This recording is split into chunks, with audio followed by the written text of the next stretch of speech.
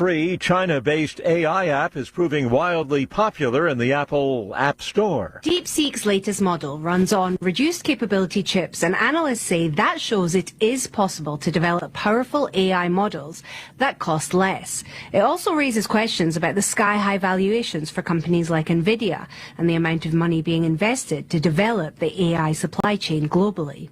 The DeepSeek release also raises doubts about China's AI technology being years behind the US, despite Washington's trade restrictions keeping the most cutting-edge chips out of China's hands. That's a BBC's Sarjana Tiwari. Spain attracted a record 94 million tourists last year, making the southern European nation famous for its Mediterranean coastline and historic sites, one of the most visited countries on earth. The surge in visitors has stoked complaints at times from some Spaniards.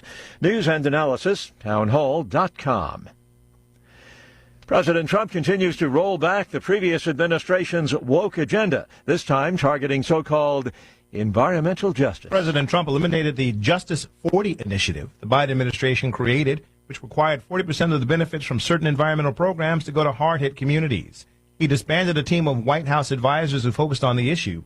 It's part of a spate of early executive orders that align with Trump's campaign pledge to slash regulations and eliminate an emphasis on diversity, equity, and inclusion. The new administration actions end a short-lived federal embrace of environmental justice.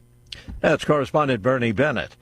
An asset manager is seeking to quash Nippon Steel's takeover of U.S. Steel and oust the leadership of the American steelmaker after taking a stake in the company. Ancora says today it is opposed to U.S. Steel's agreement with Nippon. It's a proposed $15 billion acquisition of the Pittsburgh-based company. More on these stories at townhall.com.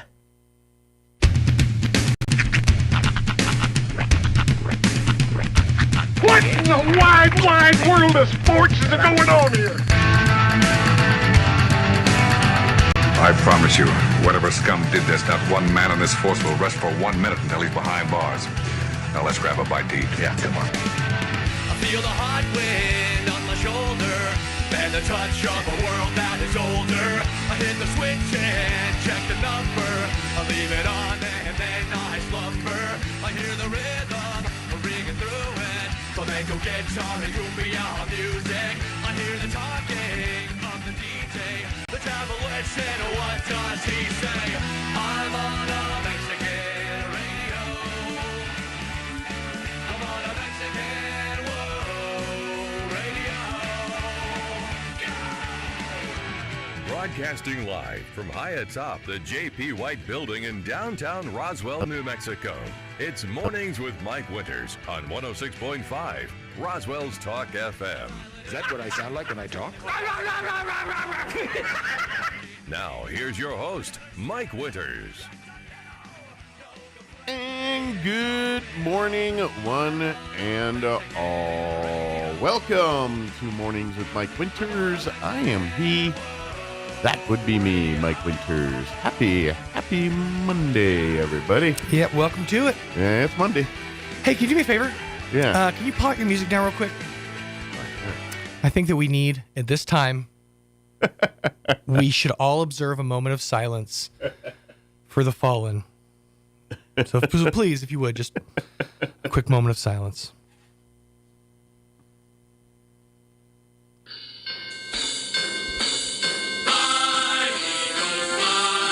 Don't play that. No, I'm drawing a line there. Hit a touchdown. 1, 2, 3. Okay, I couldn't resist. I'm sorry. Hit 'em high. And watch our eagles fly. Fly, eagles fly. On the road to victory. Hold on 1 second.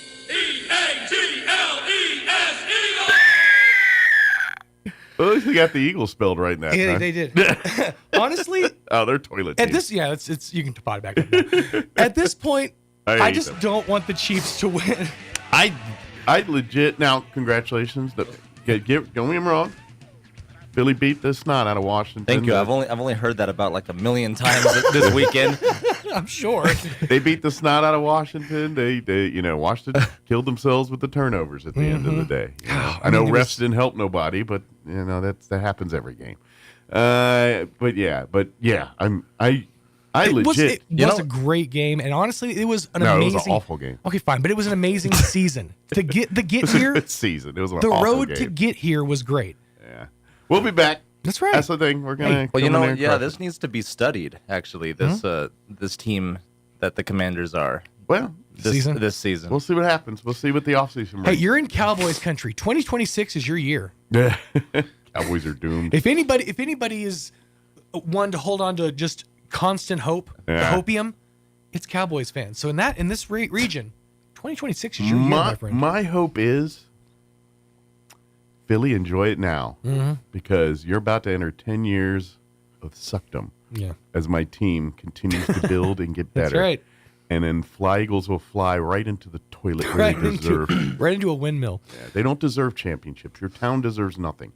I am rooting for the Chiefs again because of you. I know, out of spite, and that's what sucks. I will never root for the Eagles for anything. I don't. Yeah. Unless it's for a plane crash. That's fair. They become, yeah, I sound better. I hate the They've Eagles. kind of gone into like Steelers territory of like just annoying fans and no, they've always been the most annoying fans. Yeah. Steelers have been a close second. That's why I always make statements like you could take the entire state of Pennsylvania and send it off, just cut it off and send it up the Atlantic Ocean. I'm done with that state. Every sports team in that turd of a state could suck. I'll tell you what. Swifties are over the moon this morning. They're like, Taylor's going to the Super Bowl. Oh, and the Chiefs too. Can I just watch? I think I'm for the first time, long time. I'm like, I think I just want to watch movies and stuff instead of the Super Bowl. I really have no desire to see the Super Bowl. Well, yeah, I could care less about both. Like this teams. is actually hurting the I could NFL, care less in my about opinion. everything. I'm tired of the Chiefs. I dang sure don't want to see the Eagles win and listen to them trolls talk for another year. That's the thing is, in both of these cases, they're just a bunch of self-congratulating. The Chiefs. Okay, now admittedly, the Chiefs used to be humble and they used to kind of like, oh, it's just an honor to be here. Yeah. The last 3 or 4 years, they've sort of dominated. And now they're becoming Eagles fans. Yeah. And so either way, it's just going to be a pompous celebration, one way or the other. I was really, dude. I did it for the bit, but I was pulling for the Commanders, man, hard. Well, I'm glad everyone was. I felt so bad. They beat themselves, man. You They can't did. turn They over really the did. ball and lose. You know. They choked. It was a classic choke. And then you can't do it. You can't, Especially not against a team like this season. Can't fumble the ball 3 times. You know, if Jaden was playing against a lot of stuff yesterday. Eagles defense, our own players not holding on to the ball. Our offensive line was Swiss cheese. Do you think he had a case of the yips?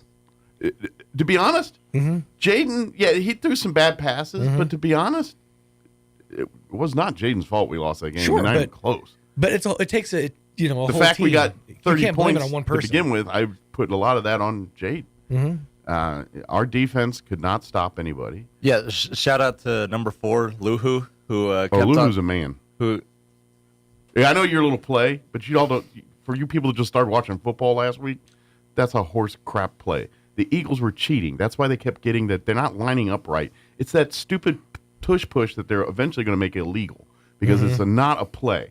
That is, you can blame Luvu and all these cornball Eagle fans. Oh no, I liked it. I like Luhu for Luvu's, but the Eagles, that play is a hot garbage play that just shows that it's. And people are like, well, it's not the spirit I just of didn't the like game. that they took their sweet time and kept delaying it just to get that guy. No, what happened? He really wanted to jump over them. The ref a getting third big time. for its britches is what's that problem. We're going to award a point if they keep. No, you can't do that. There's some obscure rule here, but they're not. They're trying to say they're intentionally doing it. They're not intentionally trying to get off sides. They're trying to time the stupid tush push to get it in there. They were drawn off sides for one. Lovo was jumped early on 2 of them. It's not intentional. These at some garbage point refs that just pontificate that they can award points because they feel like it. This is what's wrong with the NFL. Yeah, at some point you just got to say hike, like, and just hike the ball. Yeah, no, it's the tush push is hot garbage, and the owners need to get that thing out of there. It's just, it's a bad play that it's not the spirit of football. The Eagles are going to the game because they can make a 1-yard run. They're hot garbage. By the way, tush push, name of your next Pride celebration. Well, that's what that's called. I know. It's right up there with butt fumble as one of my favorite terminology to come out of football. It's just a shady play. It's just it's the kind of play that teams of low character run. Fair. It's a bit sweaty. It's a bit. It's what people that can't win on their own merits do to try to win. Hence the whole mantra of the Eagles, from the coach on down to the stupid little three-tooth wonders that sit in the stands and watch that game. Good news is, didn't you say Jaden's heading to the Pro Bowl? He is, but I don't care. I'm just saying, now he's got a, The Pro Bowl is the most dumbest I know, but ever. I'm saying he gets a nice little vacation at the end of the thing, okay? Do you understand that optimism can be better than pessimism, sir? He can get he's got plenty of money. He go to Hawaii on his own. Yeah, he's got a nice Hawaiian vacation, go over, play a game with his friends. My luck is dummy will get career-ending injury in Honolulu playing golf or something. Blew out his ACL, MCL. And it's RG3 year 2 all over again for us. So dang it.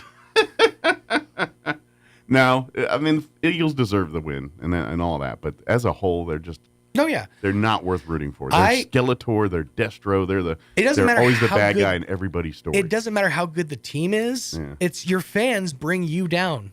The quality of your fans, the caliber of your fans is what makes you as a team. That's why I genuinely don't like Cowboys in general, is because of Cowboys fans. Oh, they're going to be humbled. Oh, they're about to be more humbled. They never humble. I feel bad for Cowboys fans. I don't think they can get any more humble. Well, they just hired a new coach, and he is not relevant. He's not going to move the needle. Sorry. He's a solid dude and all that stuff, but there's a reason why he's never been, gone anywhere. Well, maybe now's the time to start. He's a young kid. He can, he can make some of it. I don't know what kind of Kool-Aid you drank this morning, but give me some of it. Hopium. It's called hopium. Right? I live in America in 2025. This is all I have. There's some floating cows in that little thing. That's all I'm saying. But yeah, I am bitter, and I'm sure you're happy about the fact that they made it that far. Yeah, I mean, like I said, it was an amazing season. It was definitely one for, one to write home about. Brian looks at I sound like a Cowboys fan right now. Yeah. I know. I know everyone's supposed to be happy, but I know, right? The team made it to the Final Four, and they just couldn't pull it off. How does that feel? As a whole, I'm very proud of this team, and I'm very excited for the future. But the fact we lost to the stupid Eagles in that way, and it's of all the people, although it's going to make it much better when next year we're in the championship game, and if the Eagles are lucky enough to be there again, when we smoke them, in Northwest Stadium, wherever the heck Garden Stadium will be a year from now, right? But yeah, I'm mad. That loss made me mad. I know. I feel you. But hey, and I'm almost out on the Super Bowl. I'm telling you, I really am. I'm like, I just kicked the Chiefs. Tired of it. Eagles, no. 2026, it's your year, man. I can feel it. Well, no. Do you think that it is going to happen next year, or do you think there's a chance that this could be every year be the it's peak? building? It's. Aren't you a guy that believes it's all scripted? What's the script say there, Roy? Yeah. Consult your guys. It hasn't come out yet. I think it has. Creative's still working on a plan there. I think it has. According to Adam Schefter, he already slipped out the Super Bowl Chiefs Commanders in Las Vegas. That was last year's mistake. It was one but people keep sharing it like the NFL's not scripted. It makes me laugh. But anyway. Let me get the show going because I got to do it. I'll complain more next hour. But we know. I mean, if the Chiefs win a fourth time, I hope they do. I swear. Go Chiefs. Go Chiefs. I got to do it. I'm not rooting for the Eagles. There's no way I'm rooting for the Eagles. Go Chiefs. Yeah. Go Taylor. I'm sorry to say it again, but go Chiefs. All right, we're going to replay some interviews because that's what we got. Yep. We're going to replay our interview with Crystal Noble from the Maine side. She joined us on Thursday. Give us an update. Talk a little bit about the updates to the new animal ordinance for the city. Talking about chaining up. That's now illegal within 2 months. You got 2 month grace period. But anyway, talk about that and all the other things with her. In the 8 o'clock hour, we're going to play an interview we had on Friday. Jacob Hardwick, he's a volunteer at the Historical Society for Southeast New Mexico, young man, still in school, I believe. And so we're had a great conversation with him, just talking about some upcoming events, but mostly about his experience as a volunteer there. So we'll play that for you. And then I figured 9 o'clock hour, we'll play our interview we had with Keon and Sarah from Carabelli Dental. They joined us a week ago, talking a little bit about their reopen. Absolutely. All they've been through to get reopened. So we'll play that conversation. The long journey it was. Yeah, so we'll do all that there. And plus we'll have all of your features, including the news is a local, national variety, Wall Street Business Update. No Cowboys report. Or Commanders report for that matter. Oh, you'll get one of them. It ain't good. Oh, no, that's coming all morning long. All day. The Commanders update. I'm supposed to be here today. I mean, one of those days. All right, 7:18. Here's your dang weather. I'm meteorologist Steve Hamilton with your Pecos Valley weather. We're in the upper 40s for the afternoon high today. We have high pressure over the area for now, so things look pretty good. We'll be getting sunshine today and fairly light wind. For the overnight hours, some clouds moving through and are low in the upper 20s, and then we'll get a mix of sunshine and clouds on Tuesday, upper 40s to low 50s on the high. Then we could get a few showers popping up on Wednesday. That's your latest forecast. I'm meteorologist Steve Hamilton. Thank you, Steve. Currently 24 degrees here in Roswell. Humidity is at 81%. Winds are out of the northwest at 5 miles per hour. Sunny and 50 for a high today. Winds will be out of the north, 5 to 10 miles per hour. Partly cloudy tonight. Expect an overnight low of 29 degrees. South winds at around 5 miles per hour. For you Tuesday, partly cloudy, 50 for a high once again. North winds at around 5 miles per hour.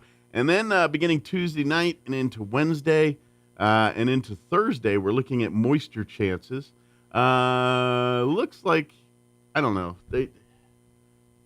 they're saying snow and stuff, but I don't know. It says 30% chance of showers, so that's going to be the rain variety tomorrow night.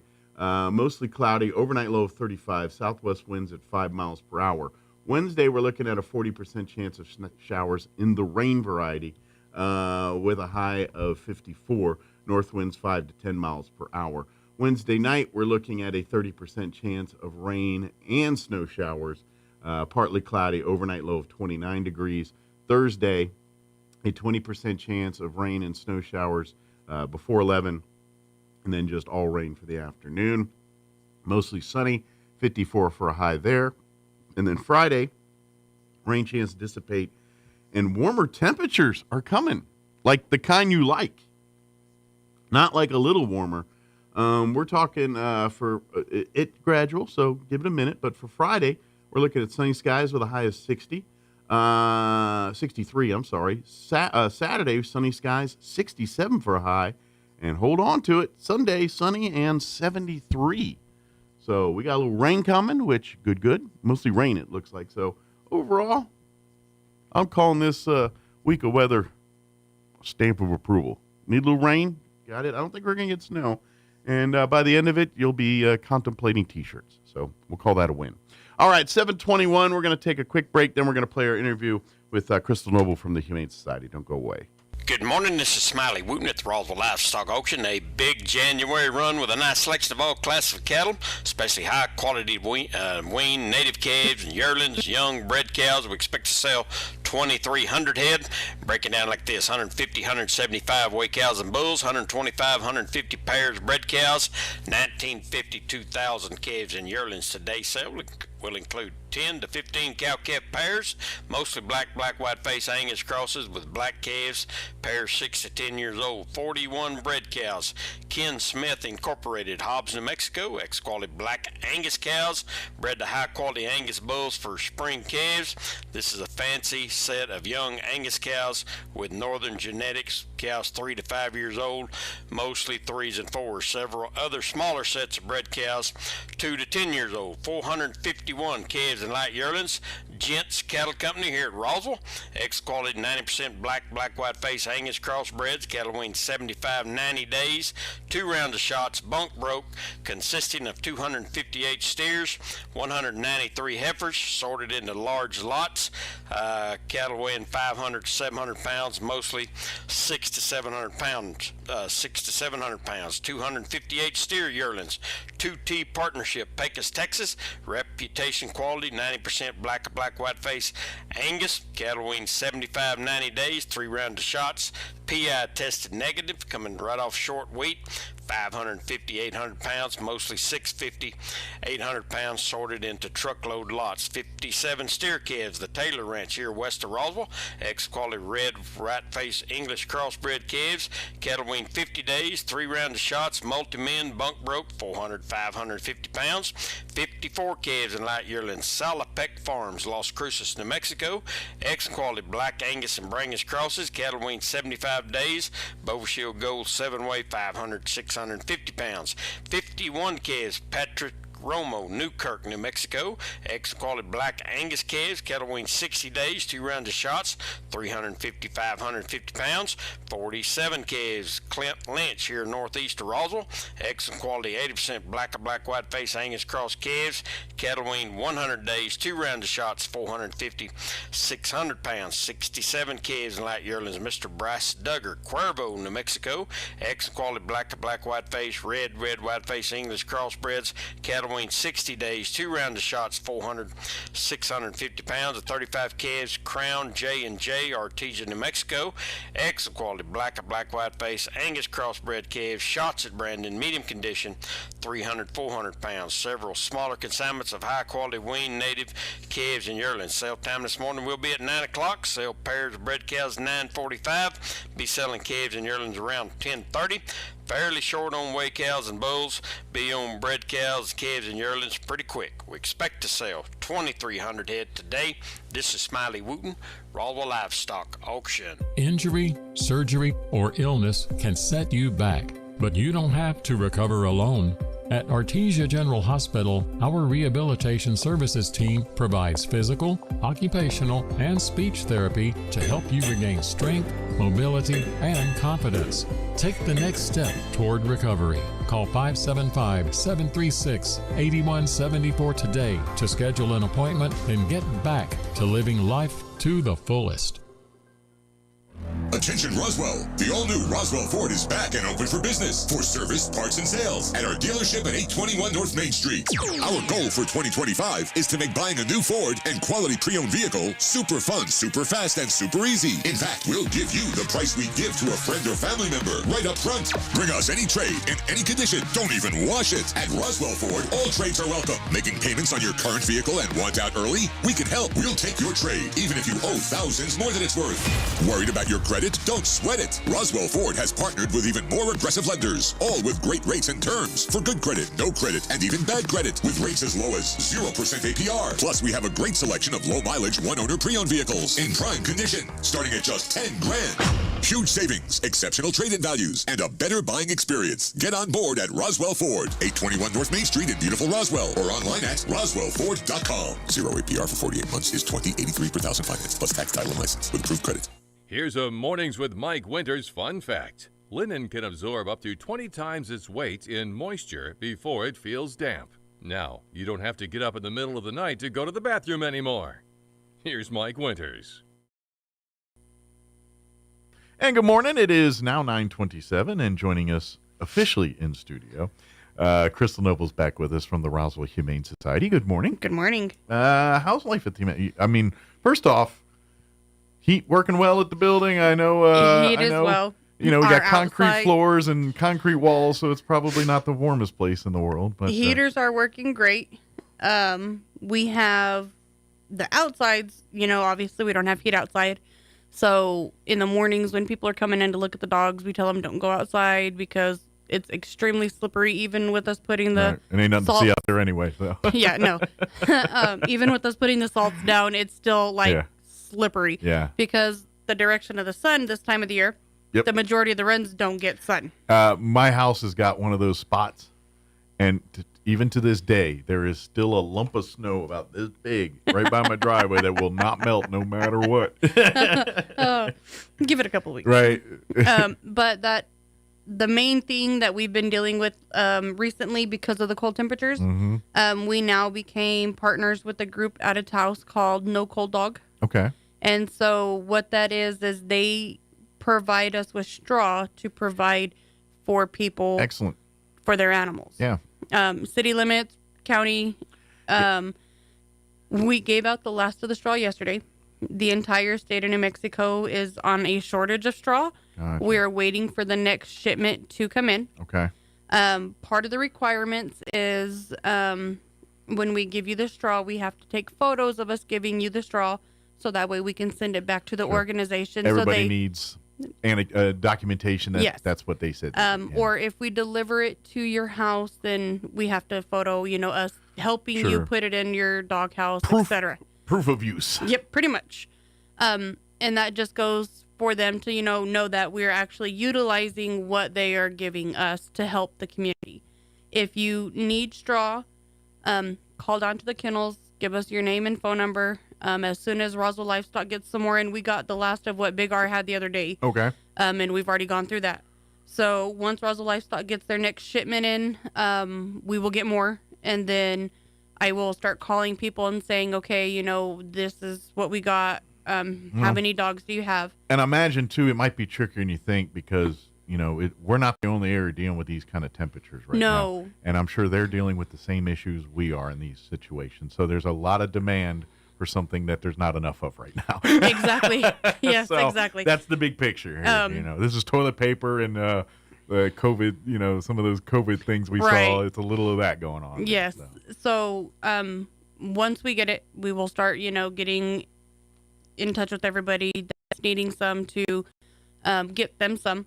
So just if you need some, call down to the shelter, give us your name and phone number, so that way once we have the straw in hand, sure, we can call you and say, okay, you can come and pick it up. And I'm take a stab. Anybody listening that just may happen to just be sitting on some straw that they could part with, reach out to the Humane Society. They would love to talk to you. Right? Well, the wind and the majority of the time, if it's just a regular cold temperature, yes, it is cold. But when you have the wind and then you have the wind chill factor, we put our turnout coat on our horse the other night, and he's like, "You're not taking off of me." And he's normally a hot-blooded animal. He's normally sweating in 30-degree temperatures because he's got such thick hair. But he was like, no, come here. I'm ready for the warmth. Let me have my banky. Yeah. So and that's the thing too. And horses, they're a little bit, dogs and cats are not built for this. And that's why if all that none of them should be outside at all. But if you're choiceless on this situation, then please, the straw, you got to provide some kind of shelter for them, some kind of place where they can be warm. So it is in the city ordinance, if your animals are outside, that they have to have a proper structure that has to be elevated, and they have to have fresh water within reach. They don't have to have food 24/7. And they're just updating the ordinances. They are. I just saw some starting April notifications. 11th, it will be illegal to have your animal chained or tethered.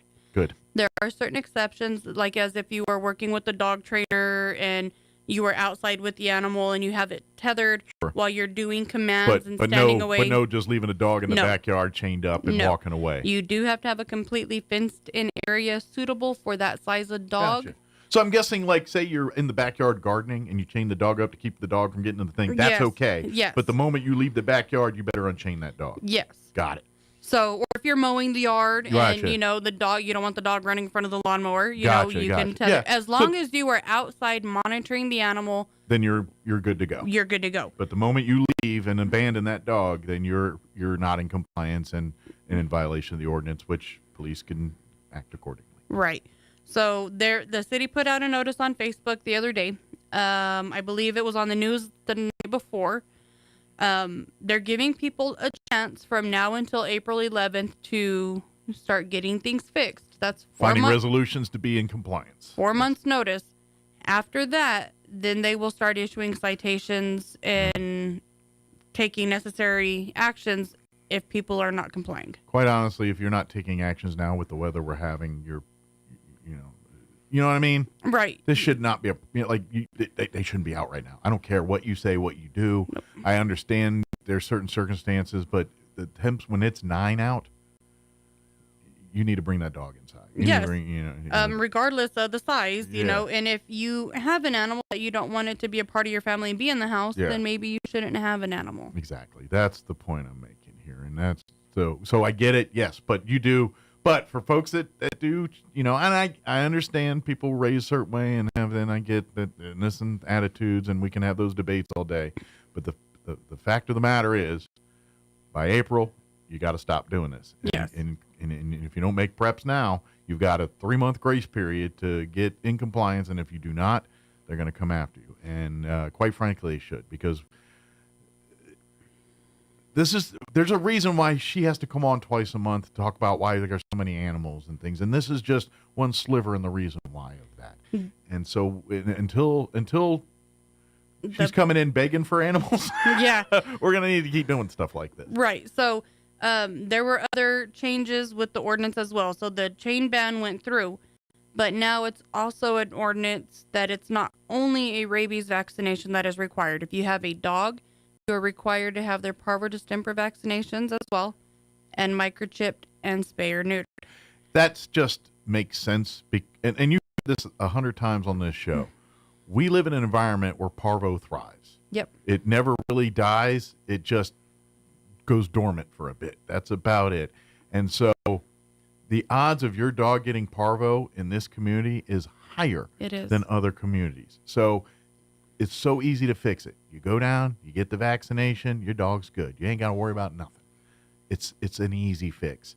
The fact that we have to tell you to do this is the problem. This is why this is, you know what, if every dog got, guess what? They would never have these outbreaks at the kennels, whether it's the humane or the animal control, because of this stuff. And this is something that, and this is the thing, it's not these parvo outbreaks. It's almost to a point where it's like, oh, it's almost expected. At least once a year, we're going to have a parvo quarantine because it's so bad. Right. It's almost Christmas is coming, parvo quarantine season's coming. You know, it's that. It is that bad prevalent. Because, as you know, we were talking. You know, we've had 4 days of cold weather. Mm-hmm. That is not long enough for it to freeze out and kill the virus, right? Or any virus. Matter of fact, it doesn't matter parvo, distemper, or anything. We need long, lengthy cold where we're staying cold continuously, and we live in a region where we don't have that. Mm-hmm. And that's why we have so many viruses, and that's why it's so important for you to not only get them current on their parvo distemper vaccinations. For cats, it's the RCP vaccination, and they're inexpensive. They really are.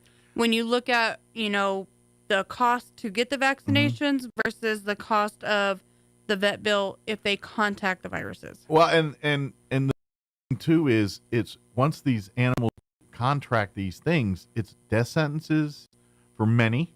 Yes. And the other unfortunate thing is they're very contagious. Like if one dog gets parvo in a building with a bunch of dogs, all the dogs are getting parvo if they're not vaccinated or having any kind of immunities or protections from this stuff. So. Right. They are easily transferable, airborne, contact. If you have a litter of puppies that are in the same group, if one has parvo, 9 out of 10 times the others are going to have parvo. Yep. If the mom is not vaccinated, puppies can get parvo in utero from mom and then be born with it. And is there a certain weight that before you can even give a dog a parvo vaccine? They need to be at least 6 weeks of age. So they're pretty much given a death sentence before they're born. Basically. Pretty and you much. can't do a thing about it until they're till 6 weeks later, and you hope they survive the 6 weeks. Right. And so by making sure that all animals are vaccinated, we limit the amount of animals that are being born with parvo in utero. But also spaying and neutering your animals, and you won't have a litter of puppies that are going to be possibly born with parvo. We have so many animals that are unfortunately having to be euthanized, not just here in Roswell, but all over the state of New Mexico, because of people breeding. Oh, I can make money off this dog. She's cute. He's cute. You know, they'd make cute puppies. We don't need more animals in this world. We need more responsible animal people. Look, if you're trying to make a fast buck, I'm going to tell you right now, very few options work. But if you're trying to make a fast buck, stop trying to breed pets. Stick to TikTok videos, okay? Yeah. At least all you can do is harm yourself there. Right. Honestly, TikTok is so popular. Yeah. People were having massive meltdowns because, oh my God, TikTok was going to get shut off. Yeah. Turn off your phones and go outside. Yeah. Go see what nature is, instead of just, staring at that screen all day long. But if you're trying to make a quick buck, please don't use the animals for your paths. Stay on TikTok or Instagram, whatever. Because what that leads to is you sitting in the Walmart parking lot trying to sell $200 dogs to people and that that's are illegal. probably sick, and here we sit in the situation of that after years and years and years and years of this kind of stuff going unchecked and unfettered. It's been checked hard in the last 5-10 years or so, but we're so far behind the 8 ball on this one that it's going to be years of this kind of behavior to fix it. It's stuff like this. We're going to have to enforce these ordinances, make people get these shots, make sure that these animals aren't chained up, make sure they're getting spayed and neutered, make sure they're getting microchipped. These are the things that we have to enforce to correct this problem. And that's the sad thing, is the fact that we actually have to make ordinances and enforce it. It's common when you have an animal. And all of these things are just responsible things as a pet owner should be doing. It's no different than you having a child and you have to get its shots and you have to get it educated and everything. It's no different. Nope. Do you leave your child outside chained up? Put it this way, if you did those things you did to your dog, to your kid, would you not be sitting in jail right now? That's all I'm saying. Right. I know we're getting soapboxy here, but I know and people get salty, but look. I get a little amped up because it's annoying the fact that we have to basically. Well, every excuse given that's a bad against this is the reason we're sitting in this problem to begin with. I get freedom and I get everything else, but you got to be responsible. With freedom comes responsibility. And if you can't accept the responsibility, maybe you shouldn't handle the freedom. That's all I'm saying. Exactly. I'm going to hop over to the thrift store really quickly. Yes, let's change gears. I think we yelled at people enough. Not going to yell for hours. They have a ton of stuff right now. So if you go to Roswell High and you need a Roswell High sports jacket, they have a ton of them. Good. And they've got them for $50 a piece, the Leatherman jackets. Okay. Normally, what do they go about, $200-$300? Yep. I have no idea. I bought one recently, but I know they're not cheap. No, they were not. a couple hundred when I was in high school. So yeah. Right. So they've got them for $50 a jacket. They also have just regular hoodies and jackets because it's cold outside. They have a lot of shoes, men's, women's, kids. A lot of purses for depending how cold you are, we could all be Roswell High graduates today. Right. We'd be like, go Roswell. Yeah, that's right. A lot of purses for the women out there who love the purses. Hint, Me and Kim. nod, yeah. Me and Kim. I think some of them might be my wife's purses, to be honest. No, they didn't even make it. They're gone? Oh, no, those are gone. They have a lot of brand new baby strollers and a ton of baby accessories, like, the little walkers and then all the stuff that are hundreds of dollars. And the stuff that, quite frankly, you only use for a certain section of your life, and 99% of it's good again. Obviously when we talk car seats and stuff get inspected, but like the baby strollers and playpens and the things high chairs and all of that you stuff. Spend hundreds of dollars on that you only use for a year or two. Yeah. Well, the fun stuff is about these ones is they're still in the box. So somebody got multiples of the same things for birthdays and baby showers. And so if you're just starting the family and I'm planning on having more than one of these, this might ride you through through kids here. Yep. So, yeah.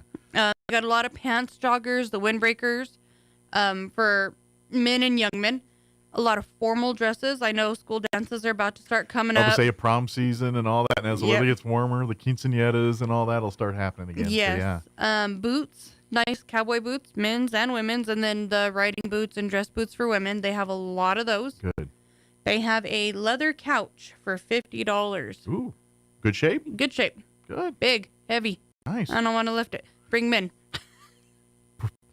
Pro tip, if you own a lot of cats, leather couches are not your friend. No.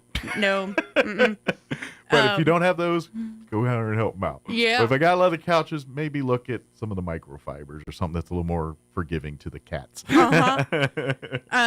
have a 1987 Shinley dining room table. It does have the leaf. Ooh. It's got 4 chairs.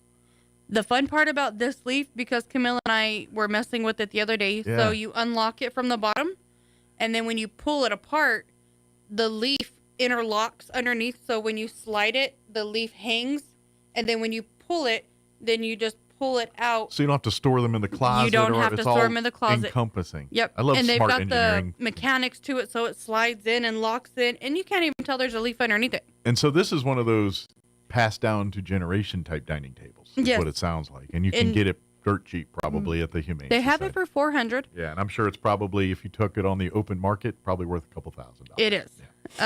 So, and it's got the 4 chairs. The chairs are in great condition. Good deal. The table is in great condition. It's not scuffed up. So Beautifully. families took care of it that owned it prior. They yeah. did.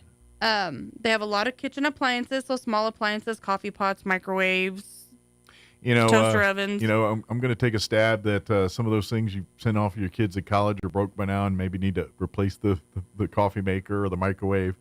Come on down to the thrift store. Let's do it for pennies on the dollar. Yes. If you have animals at home and you want to get like little bedding and blankets for like their dog beds and stuff at home, they have a whole little section of what they're calling puppy blankets. Okay. And they're $2 a piece, and they're just like the maternity style blankets that somebody has made for animals. Oh, nice. This Saturday they're going to be half off all clothing only. Ooh. So hanging baskets, everything that's clothing is going to be half off. Of course, I just realized since today's Wednesday, It's New Stuff Day. normally we visit On on Thursdays. Thursdays. So in about 15 minutes, the 10 o'clock club is hanging out. They're probably already there, some of them. I don't know. They're probably not. I don't know if they're in line now because it is, well, it's 28. It's a little warmer today. Maybe they are hanging outside. I don't know. My phone just says 36. No, 36 feels like 32. But I'm going to take a stab that last Wednesday they probably weren't hanging outside very till. Uh-uh. But anyway, the 10 o'clock, and that's something that is Wednesdays, because the thrift store is not open on Mondays and Tuesdays because they use that day to restock, replenish, get her all fixed up for the next week. And so they open on Wednesdays at 10 for the week. And so through that, and so whenever there's new things, new stuff, new items, that Wednesday's the first day it kind of debuts on the shelves. So if you are looking for if you're a regular and kind of looking for on the lookout for fancies, books, etc. Enjoy what I've dubbed the 10 o'clock club on Wednesdays. Right. I wonder how many of them are sitting in their car listening to the radio or listening to us right now, being like, yeah, I'm one of them. That's right. Enjoy your coffee.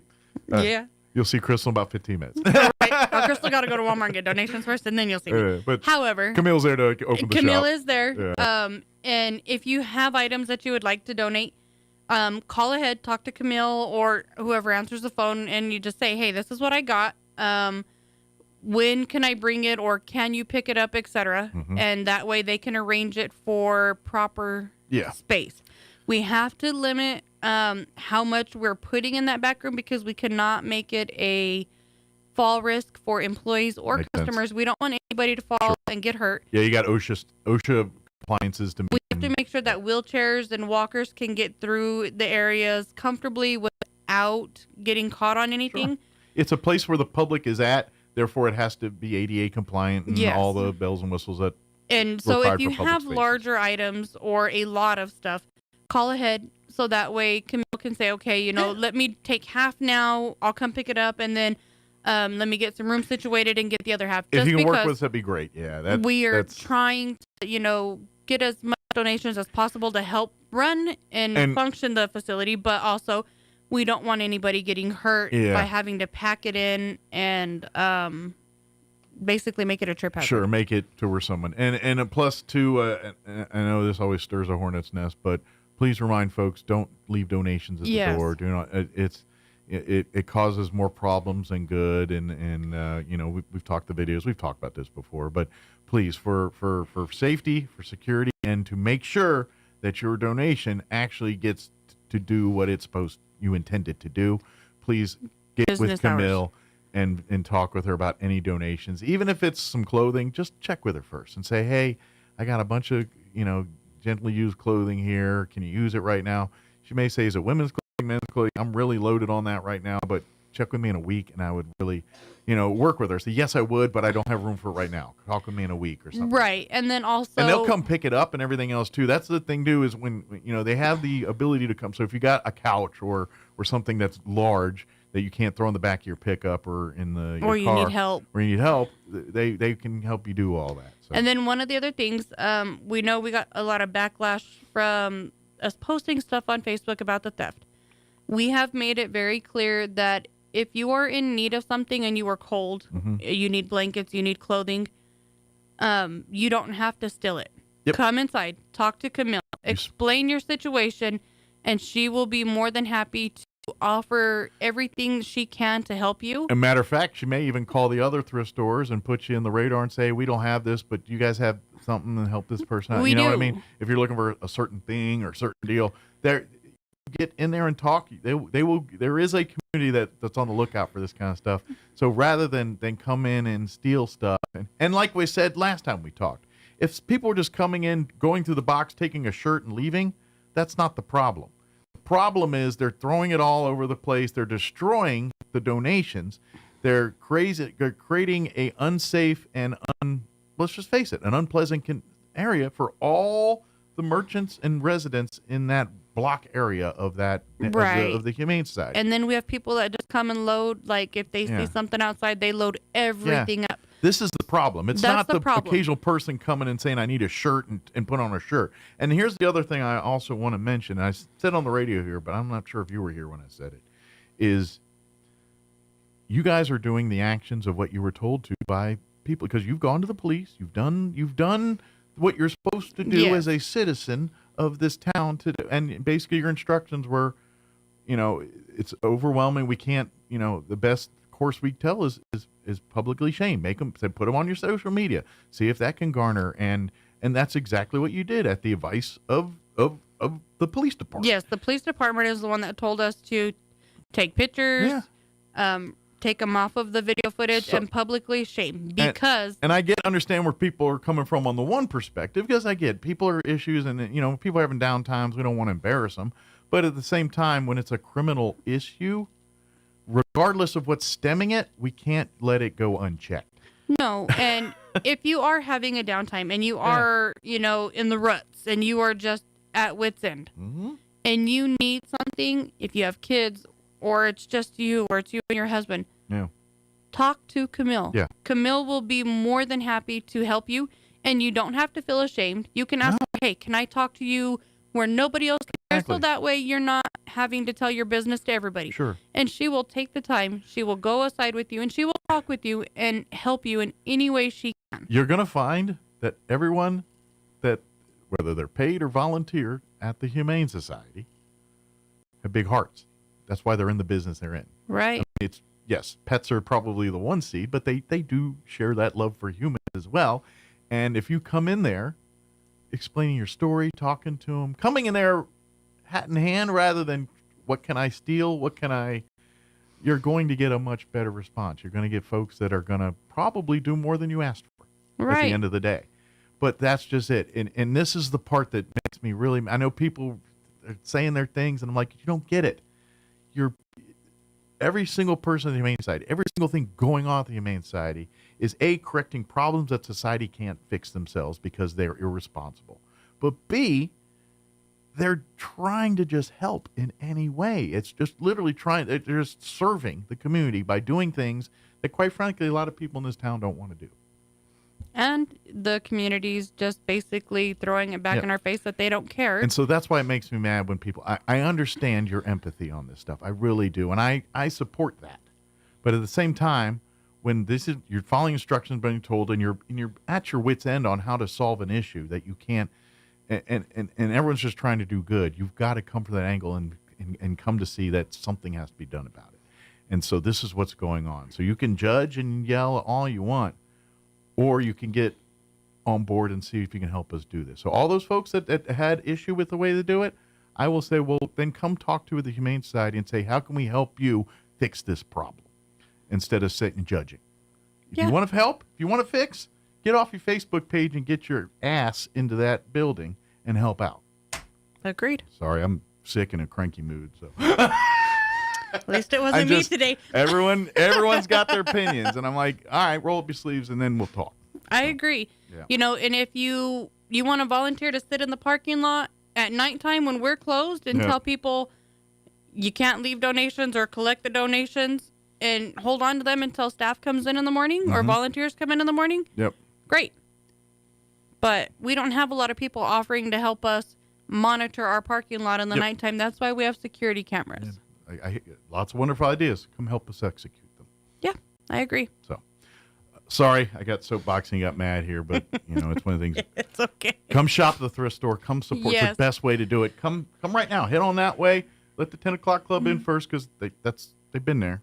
But right behind them, get on in there and do some shopping and support. And if you're looking to adopt a pet for home, we didn't really get to talk about that so much, but how are the cats and dogs? Good selection for families right now? I have a transport tomorrow, so the kennels will only be open 10 to 12 tomorrow because everybody's coming in really early with me in the morning because I got to be on the road and in Albuquerque by 9. Gotcha. So the kennels will only be open 10 to 12 tomorrow. Okay. But we're open today, 10 to 12, 1 to 4:30. You're welcome to come in. We have quite a bit of dogs. We have a few cats that are almost ready to come out of quarantine. So they're not quite there yet. Check the website. You can. Yes. You can. Is it up or is it still a little cattywampus? I forgot about that. Yeah. Ish. So some days it's great. Some days it's like, nah, not today. So it was allowing us to edit photos. Okay. However, it's not allowing us to edit dates all the time. So it might have an old date on it. Okay. But you can kind of get a gist. Yes. We are working on a new website. Okay. That's with the GoDaddy's new web designer. Gotcha. Because they updated the software and our website's no longer. It's all nerd stuff. I get it. Is. I understand. We're working on it. I work in an area where I don't know all the nerd stuff, but I know. And some people are like, well, it's not working. And I'm like, is that nerd stuff? All right, then I'm good. I don't need to know all the extras. So it's in the process. However, there are photos on there. Sometimes they load great. Sometimes they don't. Yeah. But that's just because our website was built on a way old server that is unfortunately no longer able to receive updates. Well, it's technology, and it now is technology, and we have to advance with it. Like if you're a Facebook user, like and follow the Humane Side on Facebook. And then our Instagram. So Instagram apparently, as well, you have to post on Instagram to go on Facebook to do the combo duo thing when you have Instagram and Facebook now. Oh, okay. So yeah, it's something new. I allegedly have an Instagram account. I started years ago. I've not opened it. I don't know how to get into it. I don't know. Right. So I don't. So this is new for us. Yeah. Patience, bear with us. Because we're trying, to reach more people. Well, you got to stay up with the times. We do. And I don't know. So we're always behind the times anyway, but times-ish, you know what I mean? Yeah. So we have a Facebook. We have an Instagram account. The thrift store has its own Facebook account that when they get big ticket items, or something really rare and antique that they post on their Facebook page too. Come and get it. So find both of the Facebook pages and like it. If you just have Instagram, you can find our Instagram. Okay. I don't know what Humane it is. Society, Roswell Humane Society. I think it's Roswell Humane Society. I think you can do a search. I don't know Instagram that well, so I don't know. It's going to be our logo that's got the spaceship with the cat and the dog in it. Gotcha. So look for that. Cool. And that's a new development. And we're still learning how to do this stuff. Hey, any volunteers that know this stuff want to spend some time helping, teaching, and learning, or hanging out and doing? Yes. So, if you are an Insta Ruru, call me. Hey, and if you have emotional stress, we can put you in the family room and surround you with cats and dogs while you do it. Yes, we have had actually a couple new volunteers that have been coming faithfully, and helping immensely. But we can always use dog walkers. The weather hasn't been the nicest lately, but we'll put you in the family room and you can roll around the floor with them for a little bit. That'll be fun. So Yep. That stuff. Thank you as always, Crystal. Thank you. And we will see you here next time. Yes, sir. All right, 9:56. Quick break before they boot me off the air. Don't go away.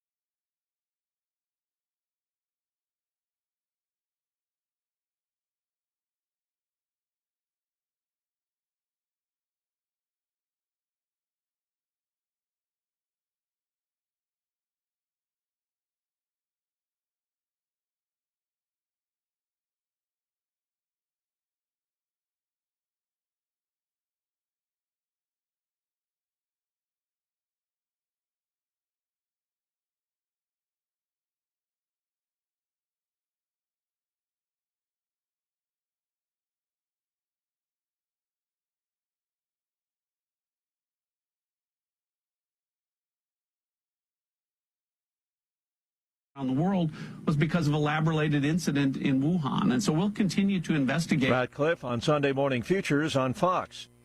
The 80th anniversary of the liberation of Auschwitz being observed at the site of the former Nazi death camp, and the BBC's Jessica Parker is there. On the 27th of January 1945, Soviet troops entered Auschwitz. Reports say cautiously at first, as they feared a Nazi ambush. But German guards had already evacuated the camp, forcing tens of thousands of prisoners to go with them as part of what became known as death marches. However, around 7,000 prisoners who'd been left behind were discovered, emaciated and terrorized. More than 1 million people were systematically murdered at this camp. The majority of them were Jews. Along with many Poles, Roma and Soviet POWs, among others. Well, in case you missed it, the Kansas City Chiefs and Philadelphia Eagles heading to Super Bowl 59. A rally on Wall Street this morning. We should say Wall Street is deep in the red. The Dow is down 78 points, but the NASDAQ is off 528 points. More on these stories. Townhall.com. Here's an important message from the Diabetes Solution Center. Do you like pricking your fingers to test your blood sugar levels? No one does, but it's important to maintain your health. And now, by wearing a small remote device called a continuous glucose monitor, or CGM, you don't need to prick your fingers anymore. It's easy to use and helps you make more accurate diabetes treatment decisions. If you are testing your blood sugar 3 or more times daily, injecting insulin, or using an insulin pump, call the Diabetes Solution Center right now. And if you have Medicare or most major insurance coverage, you may be able to get a new CGM at little to no out-of-pocket cost. Shipping is free, and we'll even bill your insurance company for you. If you are testing your blood sugar 3 or more times daily, injecting insulin, or using an insulin pump, call the Diabetes Solution Center right now to learn how to end the painful finger sticks and get your own continuous glucose monitor, or CGM, at little to no out-of-pocket cost. Residents of eastern Congo's largest city awoke today unsure of who's in charge of the city, which Rwanda-backed rebels claim to have captured. The BBC's Camilla Mills says it's the latest development in a long-running dispute. We can go back 3 decades, and that's where the conflict really began in eastern DRC. So that was at the end of the Rwandan genocide. The M23 rebels, they formed in 2012, and they say that they formed to protect the Tutsi population who live in eastern DRC. Now, this latest conflict began about 3 years ago, and since then we've had this back and forth. But this is the latest escalation that we've seen, and the most dramatic. Goma is strategically incredibly important. Also, the UN peacekeeping base is in Goma. So the capture of Goma is a massive coup for the M23. An official government survey shows that China's factory activity contracted this month for the first time in about 4 months. News and analysis, townhall.com. The GOP looking to make gains in a couple of key states. Republicans put Pennsylvania and Wisconsin back in the win column in the 2024 presidential race. Now they're hoping the momentum carries over to contests this year that will determine whether their state's Supreme Courts retain Democrat majorities or flip to Republican control. The outcome can be critical in deciding cases related to abortion, election disputes, voting laws, and much more. Jason Walker reporting. The rain that has fallen across parts of Southern California is a mixed blessing. It is expected to help firefighters who are still dealing with multiple wildfires. However, potentially heavy downpours on charred hillsides could bring new troubles like toxic ash runoff and mudslides. National Weather Service reported rain showers over the weekend in the affected areas. More on these stories, townhall.com.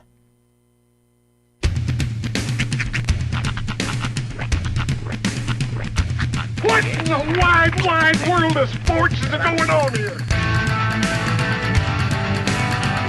I promise you, whatever scum did this, not one man on this force will rest for 1 minute until he's behind bars. Now let's grab a bite to eat. Yeah, come on.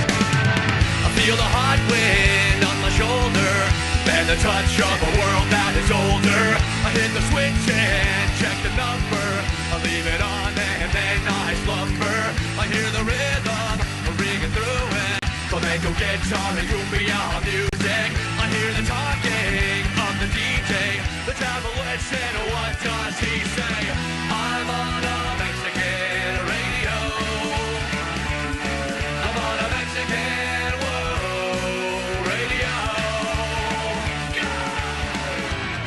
Broadcasting live from high atop the J.P. White Building in downtown Roswell, New Mexico. It's Mornings with Mike Winters on 106.5 Roswell's Talk FM. Is that what I sound like when I talk? Now, here's your host, Mike Winters.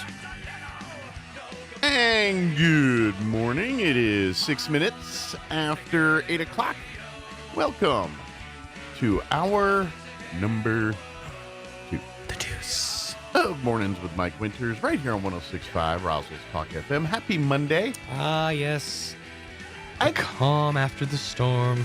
You know, weather-wise, I'm kind of looking forward to this week. Yes, it's actually going to be kind of a nice warm-up compared to the deep freeze we were and last like week. Rain chances, not snow chances so much. And they might sprinkle a flurry or two in there, or sneak one in there. But for the most part, I think this is where. And by the end of the week, by Saturday, we're going to be like in the 70s. Yeah.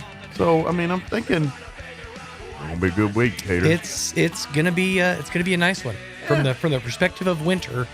It's going to be a nice one. Absolutely.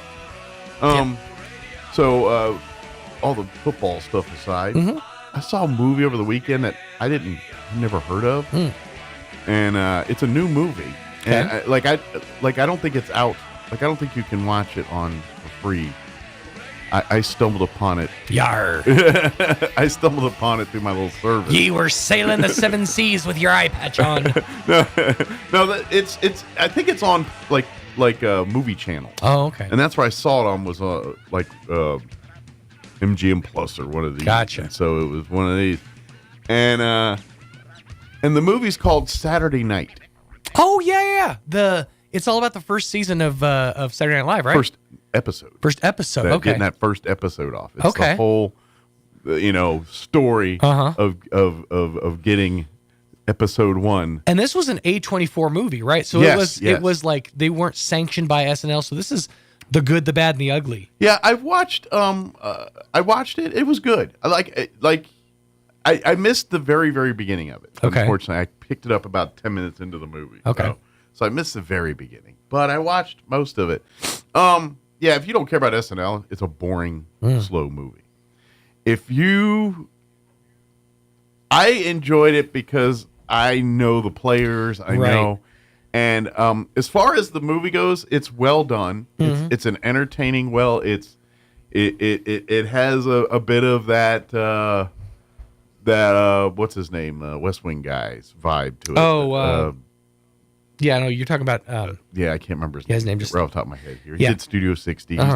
He does a lot of walk and talks. Yeah. If someone walking down a hallway talking, he created that. But anyway, I enjoyed Aaron Sorkin. Yeah, Sorkin. Thank you. It was a good movie, but there's not a lot of big name actors in it. That's what I was looking at. I'm trying to. There's some cast. familiar faces, but the familiar faces aren't major players. They're cameos. Like J.K. Simmons, the farmers guy. We are farmers. He plays Milton Berle. Okay.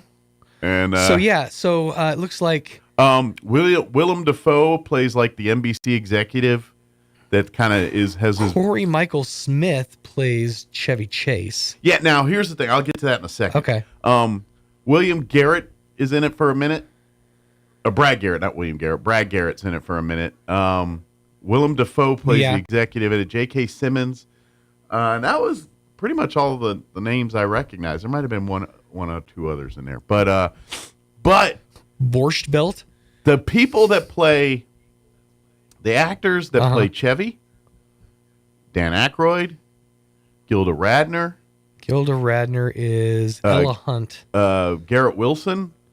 Yeah, Garrett Morris. Garrett Morris, I'm sorry. Lamorne Morris played him. Dick Ebersol was played by Cooper Huffman. Yeah, but the people, Jane Curtin was Kim Matula. Yeah, the people that played like the SNL characters, I think did a really good job of like the guy that played Chevy. Like if you look at him front on, I don't know if you say he looked Chevy-like, but the way he talked, his mannerisms, and then catching him at certain angles and the way he did stuff, he did a good job of playing a younger that era of Chevy. You probably have to go back and just study film. Yeah. And that's the thing is Chevy Chase was to remake him. Yeah. Is a challenge because he was the pratfall guy. Yeah. He was the one who was willing to put himself, in harm's way for the laugh. The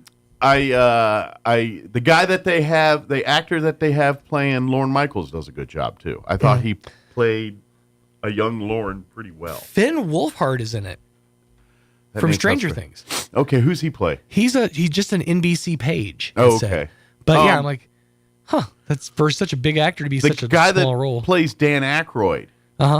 He looks like Aykroyd.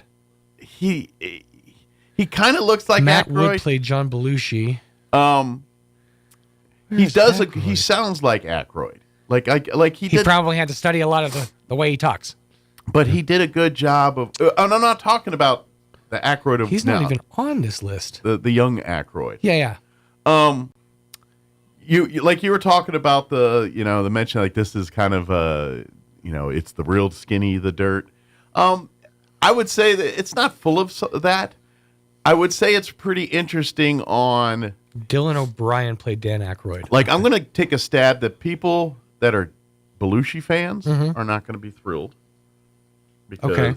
Well, I'm sure they don't paint him in a fantastic light because of all his off-screen antics. Well, he's pretty much a saboteur of the whole thing. Oh. He's not signing a contract. He's just he's so and they all kiss his butt, the players and everybody because he's this uber talent. I don't know. I don't think they painted Belushi in a good light. Did they almost paint him like a caveman. Okay. He barely speaks. A lot of grunts. He was mad he had to wear the bee suit the whole time. It was. Did they do a good job of portraying Chevy Chase off screen? Yes, that's what I liked. They play the, because people say that first and second season he was almost not he's able to be worked with. Yeah, they play him off as a very, a jerk. Yeah, yes. The star of the show, and nobody can tell him otherwise. But at the same time, they also.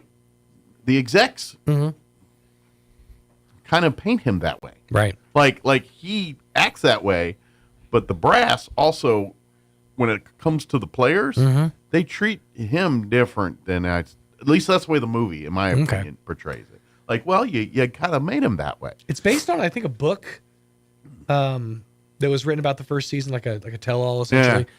So, but yeah, it's I'm definitely intrigued to watch it. It was good. I enjoyed it. Also, there was they're talking about sketches and how they're getting in, and some of that part's really cool. Talking about how the opening sketch with Belushi and I can't remember the guy who's actually one of the writers. I don't think he was one of the main players. And they basically do the voice thing about the Wolverine and Belushi to Wolverine. And he just repeat after I say that. Right. That whole bit. They do an amazing job of kind of how that just came to be and how it wasn't going to happen. And Belushi literally when they're trying to film, it's just that stuff is the cool part of this movie. The part that fascinates me is the how the sausage is made essentially. Yeah. Which is why I'm telling you, and even if you have to do it on my Peacock here at work, watch that SNL documentary. Yeah, I do need to check fascinating. You really get into some into the weeds of how things get made. But it's a good movie. But like I said, if it is a little fast paced, you got to. It's one of those movies that you need to pay attention. You can't just casually watch this. It's a lot of dialogue. It's a lot of it's in that comedian id of the 70s. Right. It's a lot of. That's the thing is, and I'm sure they dive into this in the documentary or in the movie, but. SNL didn't start out on its own to be a standalone comedy show. Yeah. They were looking to be a variety show. In fact, the first few seasons, you would see segments where ballroom dancing would just happen. Just ran out of nowhere. It would just be just a performance of a ballroom dance or something. Yeah. And it was just a variety show. Comedy just became the majority of the attention. That's why to this day they still have a musical guest, is to hold on to that variety show moniker. And here's another thing, because this is all about just that first episode, getting it off and everything else. There's other famous people that aren't, for instance, you're talking about Chevy and how you're thinking, well, yes, he was a jerk, but the thing was, because this is just about that first episode. He was not the biggest jerk in the room. Okay. They portray George Carlin. Really? Very, very like hard to work with, hard to deal with. Huh. Very, very just. And they probably not right because that was probably in the height of his drugdom. And George Carlin is an opinionated man. I mean, good, bad, and different. He's an opinionated man. I'll He be was checking always it out. like- Looks like it's on Netflix. Is it? Yep. Okay. Okay. I just happened to catch it on my thing, so I don't know what channel, where it's at. But, also another thing is I don't think Billy Crystal's not gonna be Really? well. And here's like if you go online and you read like the history of that first episode, and they'll say also was on there Billy Crystal, but he got bumped. Well, the movie's kind of he didn't get bumped. He basically the way there's a scene where there's Billy and there's I can't remember the other comedian off the top of my head, and they were saying and they were like I want 6 minutes. We got to have 6 minutes, and this is that, and then finally Lauren's like, you got 2 a piece? No, total. Do you want it? And Billy said no, and the other I don't remember said yes. So it says bumped. I think He bumped himself. It was a self bump. Yeah. But they also weren't willing to give him the time. Now, I also am curious. How did the actor who portrayed Lorne Michaels play Lorne Michaels? Very well. Really? Yeah, it's a Did he younger put the version. accent on? Because he always had that accent. He has that, but it's the younger, more exciting version of it. Right. Like you're getting the what is he 76? I have no idea how old he is now. Well, my impression. Okay, this is funny. My impression of Lorne Michaels. Yeah. A lot of people go Dr. Evil. Yeah. My impression of Lorne Michaels is Robert Smigel's impression of Lorne Michaels during TV Funhouse. Right. Give me back my show. Yeah. Give me back my show. That's always been my go-to Lorne Michaels. Well, and this is trust me, I think he nails it. Like and that's just it. There's so much. To be honest, Lorne Michaels obviously comes out in a brilliant light, but if that's how that went down, he deserves every bit of it. Yeah. Lauren, and it, like I initially, like news update, the news update bit. Yeah, weekend update. Lorne Michaels. Really? Yeah, he was, and finally he said, "Chevy, you got it." Huh.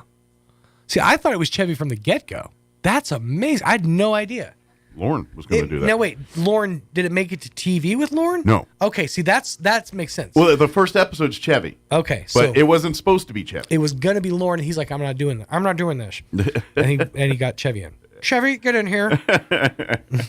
But it's worth a check out. Yeah, it was good. I'm going to definitely check it out. By the way, speaking of stuff to check out, I was shocked when I saw this, when I opened up Peacock this weekend. Yeah. The Wild Robot is free to watch on Peacock. Oh, okay. I have been dying to watch this movie. I know you're not a huge fan of animation. Cartoon, right? Yeah. Well, okay, you say it's a cartoon.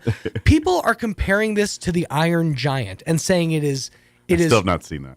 You definitely should. No, it's. I really haven't. I have not seen it. As somebody who's a fan of the things that you're a fan of, you will love the Iron Giant. First of all, but people call Iron Giant the perfect movie. They say it's exactly everything that a movie like that should be. Yeah. And people are saying Wild Robot is better. Huh. And I started it. I got about 20 minutes in, and it was Saturday night, so wrestling was on. But full disclosure. But I'm definitely going to go back and finish that movie because it is, from what I've seen so far and from what I've been reading and hearing, it is cinematic masterpiece. Okay. So worth a watch. Check it out. I'll check out the Iron Giant one of these days. Watch. Do yourself a favor and just watch Iron Giant first by any means necessary. It's got to be available like everywhere now. I'm sure I can watch it on something I have. Something. But yeah, I will. I don't know. It's just cartoons. I'm a grown man. You got to get past that, man. I could watch South Park and I could get because it's not for kids. Okay. But when it's for kids, I will tell, and this has nothing to do with any of the cartoon movies that I've described before. Yeah. There's a movie that changed my perspective on what cartoon movies are. Yeah. And it's one of those Miyazaki movies, one of the Spirited Away or whatever. This one's called Grave of the Fireflies. Studio Ghibli is what it is. It's called Grave of the Fireflies, and it's about two kids during World War II during the bombing of Hiroshima and Nagasaki and kind of the fallout from that. I watched this movie when I was like a kid, like 9, 10. Yeah. Cried like an infant. Ugh. And I watched it again when I was an adult. Same thing. If you don't mind crying through your way through a movie, watch it, but otherwise don't, because it's trauma. But that being said, it made it to where I was like, okay, cartoons don't have to be funny. I know, and it's my hang up. It's just, and at the same time, Iron Giant has some moments where it's really funny, but it also has some really like poignant moments where you're just like, wow. I get they can recreate all that. It's my hang up. It's my hang up, and I'm like, it's I'm growing up in a certain time frame of life. And what did cartoons do to hurt you? Nothing. I'm in them. It's you know what? I also don't have toys around either. But I know. Okay, now hold on. They're action figures. All right. And they're not toys. They're used as models in my display. I don't play with toys. I'm not judging. I'm not saying anything. I'm just saying I'm not that guy. That's part of it. I think you have a refined taste. I don't know if it's refined. I wouldn't call it refined. You got your Johnny Quest, your G.I. Joe, your... But I don't want to watch those today either. Yeah. Yeah, I wouldn't recommend that either. Those are Hanna-Barbera. It's minimal animation. It's just not my interest anymore. You know what I mean? And when I see animation, it just hits in my brain as, okay, I can't. Like this is for children? There's a hint of that. Yeah. Now, I can fully understand it's not recognized as not. What if I told you there was cursing in the Iron Giant? It's not the... No, I'm just saying. That doesn't make it an adult... I'm just saying that's where it separates itself from a children's movie. It's not like South Park grotesque, but it's not afraid. He's not afraid to say damn. Here's the thing, and it's not the content of the movie. It's the fact that I'm a 51-year-old man with no children, and I'm like, I should not be seeing this movie without a kid with me. Yeah, but you gotta. It don't feel right. I grew up in the time where a grown man by himself in a theater is always shady. Always shady. I agree with you on that aspect. It's the same thing that I for some reason can't just go by myself and sit down in a restaurant and have a meal. But at the same time, okay, but now we live in 2025 and you can watch all of these at the comfort of your home. When I have that moment of me system. by myself, I just find something more interesting that I'm more into at the time. Yeah. I know, and I will, and I should, but I just haven't dedicated that moment of importance to me where I look at it, it's like, I'd rather watch this thing. It's just that, I think I'm just at that part in life where the cartoons don't do it for me. I'm sorry. You can make it as amazing as you want. At the end of the day, it's still a cartoon. Yeah, but I think that your definition of what a cartoon is and what an animated movie is, those are two different things. And in my head, they're not. I like things like Ralph Bakshi, stuff like that. Sure. Like the ones that kind of take, where it's, because it doesn't have to be like raunchy humor or whatever to be considered an adult cartoon. Yeah, the content of the cartoon is not the point. It's the fact that it's a cartoon. Yeah. It just, I just. This is where I think that I would be interested to be like a fly on the wall with you in a therapy session. Yeah. Because I'm curious. There's got to be something. There's got to be something in your past. I'm going to say it was the banana splits. They probably screwed you up on things of animated nature. Like children's programming is a whole touchy subject. Yeah, exactly. And that's what it is, I think. I just think there's a lot of creep factors. You have a creep hang up with, but if it all gives me the oogies. But if you're in a situation free of judgment, nobody's going to judge you for it. Yeah. You're not going to judge you for it. Are you? Or are you? I don't think so. That's the question. If you can get yourself over your own self-judgment. And I think this is part of my hate for musicals. Like singing and dancing is not entertainment to me. It's fair. To get me to the next thing. Fair. I think it's just the way you were brought up too. Like a cartoon does a lot of that. Maybe that's it. That does not move my needle. I was born a year after the Cartoon Network premiered. Yeah. And I grew up with the Cartoon Network after that. Yeah. I would just encourage you to soften your heart a little bit and let some love in, man. It's not about, I love a lot of things. You start coming to me going, one singular since I'm going to punch you in the face. And but those two things are completely exclusive. But in my head, they're not. And that's like you saying a musical's over here. Animated movies, classic movies like The Iron Giant are like way over here. It's all the same, just repackaged different. Not. It is. To me, it is. It absolutely is. And it's not what I'm into. Sorry. It's just me. I got to get the hour going. Yeah. We're running out of time. Quick break, then we're going to play our interview with Jacob Hardwick. He's volunteer at the Historical Bet he Society. likes cartoons. He does. He likes the chili peppers. He likes a lot of stuff that this grown curmudgeon doesn't. So, we're going to play that after this commercial break. Don't go away. When you stick with Block, everyone's a winner. Weekly prizes and giveaways like a Samsung 65-inch 4K Smart TV to be giving away on February 21st. Your Roswell, New Mexico H&R Block wants to help those affected by the recent flooding that affected our beautiful city. We are offering a discount to any tax filers claiming a casualty loss deduction this season. Please give us a call at 575-622-5455 or stop by our new location at 701 South Main. H&R Block has got you covered. Time to drive into 2025 with Roswell Hyundai. The lot is loaded with an amazing selection of new and pre-owned vehicles with special financing that means you can lock in low and save. Like 3.99% for up to 60 months on all new Hyundai Sonata, Palisade, or Elantra. 2.99% for up to 60 months on all new Hyundai Santa Cruz. Or lock in low with 2.49% for up to 60 months on all new Hyundai Tucson and Santa Fe. Drive in, trade up, and lock in low. Drive into 2025 with Roswell Hyundai. 1909 West 2nd. Space, the final frontier. Hi, Captain. You can choose your space at Main Trailer Sales. Fascinating. Don't cling on to that old camper. The logical choice. New Durangos, Montanas, Cougars, and Passports from Main Trailer Sales. They allow space and comfort. Boldly explore like never before. Beam on board to that perfect camper. Don't go camping without us. Live long and explore. Main Trailer Sales. Don't go camping without us. So you've got questions about the birds and the bees? What would Jim Gill do? Hi, this is Ben Manette with Roswell Seed Company. If Jim was here, he'd tell you that it's time to order your bees. You'll get a 3-pound box of live bees and a queen, and that's enough to start a hive. As for the birds, we're talking about baby chicks.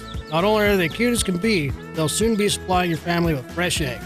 So come see us at Roswell Seed and find out all about the birds and the bees. At Richland Motors, it's never been easier to sell or trade your current car, truck, or SUV for a newer model to hit the road in. Even if you don't purchase from Richland, they want to buy your vehicle for top dollar. But if you do buy from Richland, don't forget, they're the home of the powertrain warranty for life. That's a whole lot of confidence for you. See Richland for details. 2nd and Sycamore and 1309 Southeast Main. Here's a Mornings with Mike Winters fun fact. 1 in 3 snake bite victims is drunk. 1 in 5 is tattooed. Hold my beer and check this out. Here's Mike Winters. And good morning. It is 26 minutes after 9 o'clock. And joining us in the studio this morning from the Historical Society for Southeast New Mexico, volunteer Jacob Hardwick with us this morning. We're going to give John LeMay a hard time because he bailed on you today. So we'll give him a hard time. Or I can. I don't know if you can. Oh, I encourage it fully. Listeners, if you know him, give him a hard time. Nah, I'm just kidding. Am I allowed to say that on air? Yeah, he's a good guy. But welcome, Jacob. And so let me ask, first things first, how did you become a volunteer with the Historical Society? What brought you there? Well, I'm in high school as of current. That's right. He's a younger lad. He's actually probably supposed to be in school at the moment, aren't you? I am supposed to be in school, so but I wanted to come out here and do this today for we Amy appreciate. and John. We'll give you an excuse note if we if they'll take it. Please excuse Jacob from. But anyway, but what brought you? What decided to make you decide I want to be a part of this?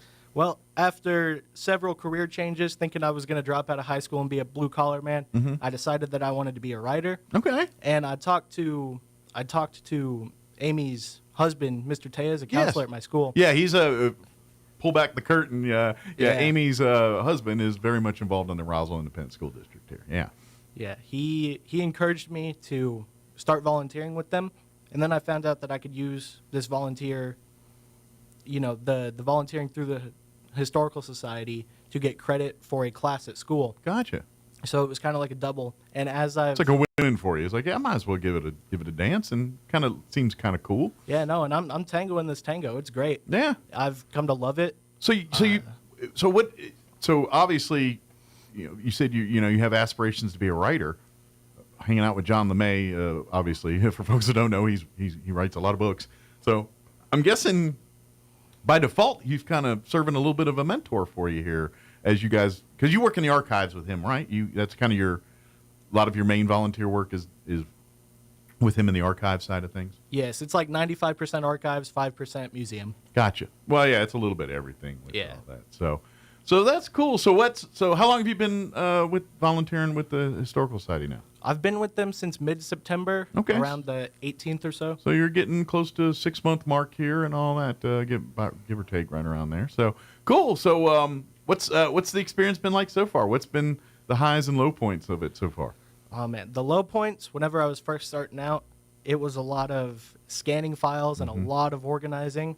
You got to do the boring stuff to get to the fun stuff. Sure, a lot of the exactly. That's true in any profession. To be a writer, you got to do your research, do your homework to write the story. Yeah.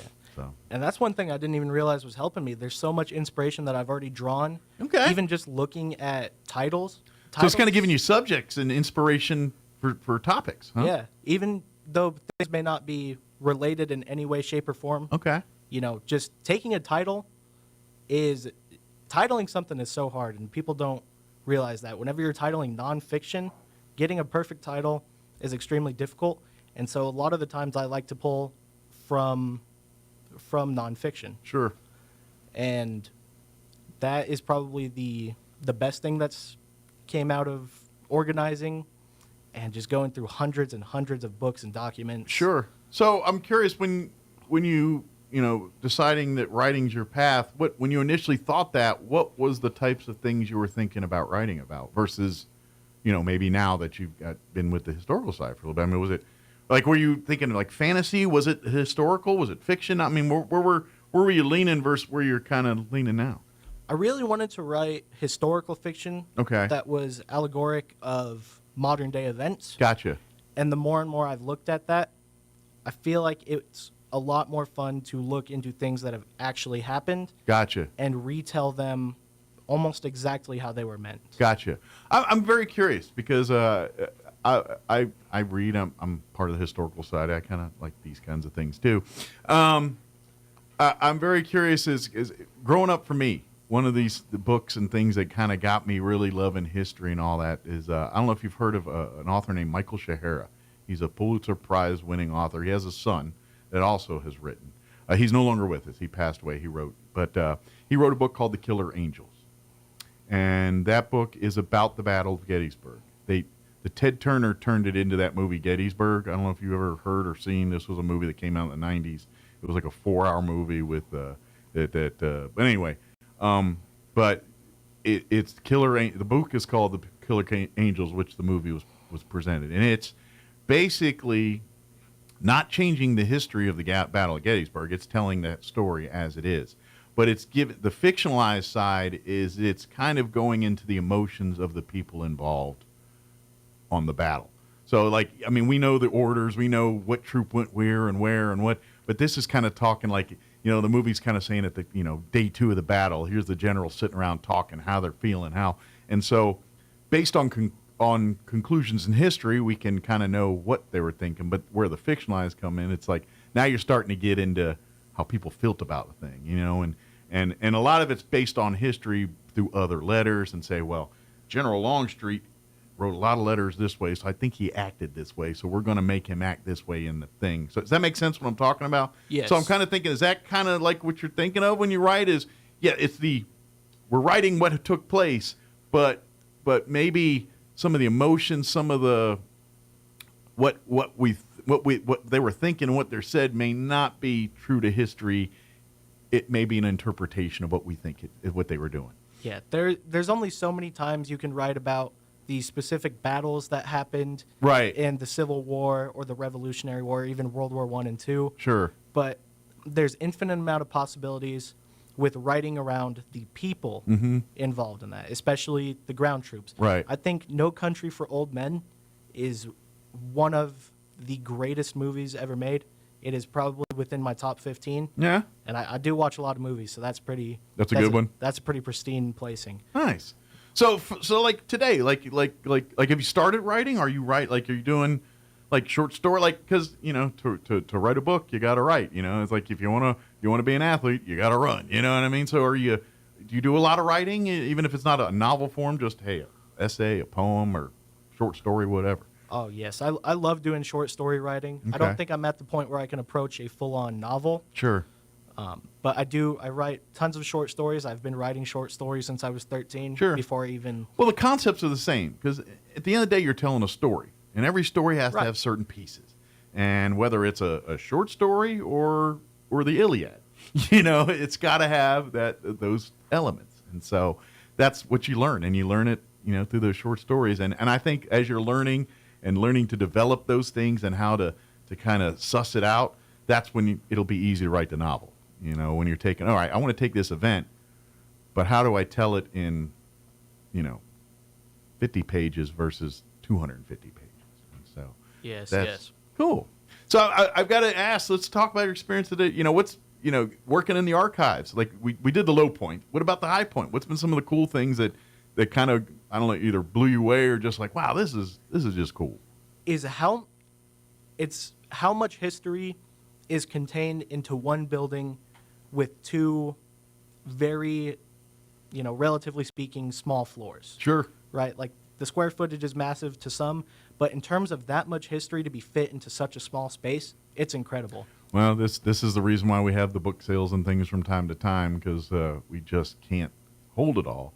And sometimes we get a lot of the same thing. And so that's why we do these kinds of stuff. So that's pretty cool. So I'm with the cataloging and stuff like that. Was that something, like you said, it was hard, but do you like doing that kind of stuff, or is it a bit, because some people love like organizing and that's just what makes them feel good. Is that something you kind of like, or is that oil and water to you? It's completely dependent on where my brain is at the time. Sure. Because me and John are very similar in this way. You can ask him. Is whenever we're doing such automated tasks like that, our brains are wandering off elsewhere, thinking about the possibilities on what we can put on that paper. Sure. Right. It's not about sitting there and focusing all of your attention on the task. It's like it's a very mundane task that I can let my brain travel off to other places. Yeah, it's I know exactly what you're saying. Cool. So, well, let's. I don't want to get you in trouble here because I know we got some events and things that we're supposed to talk about here. But of course, one thing I know definitely we want to get on people's radar here is we're only in January, but we're weeks away really from fourth grade school tours and all this stuff starting up this year, and so volunteers are needed. Resources are needed. If you like to get involved, that's a great way to do it. Is come support us in the fourth grade school tours. Yes, absolutely. What's some of the stuff you're going to be doing for that? What do they got you doing? Have you been part of those yet? Well, something I want to do, and I'm still trying to convince Amy and John on this, is to let me play piano. That big old piano that we got. Yeah. Sitting in the foyer. Yeah. Love to play for them, but I would also, like to help explain the history of that building. Sure. And why it's so important to Roswell, because that's not even something that I grasped at that age. Whenever I did the fourth grade tour. Gotcha. Yeah, when did you do the fourth grade tours here as a kid? That's pretty cool. So it might be a little surreal. And now, yeah, I guess it'll be your first one since you joined in September, so you didn't get to see it last. This will be your first one. Yeah. So I imagine it's going to be a lot of surreal moments for you. It's like, man, I was sitting there not too long ago. So that's pretty cool.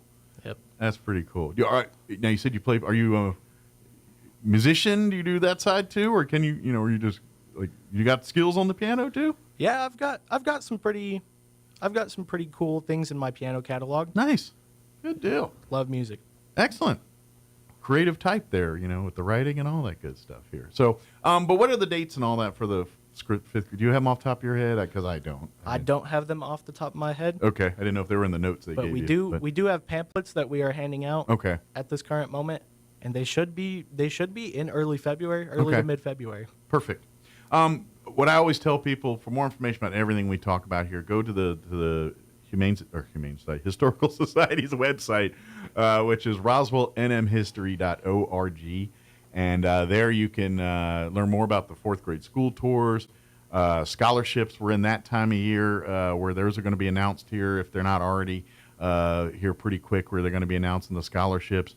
So we're getting to that season where you need to, if you're a high school senior and there's thousands of dollars in scholarship money thanks to the Hayes Trust and through some other great people.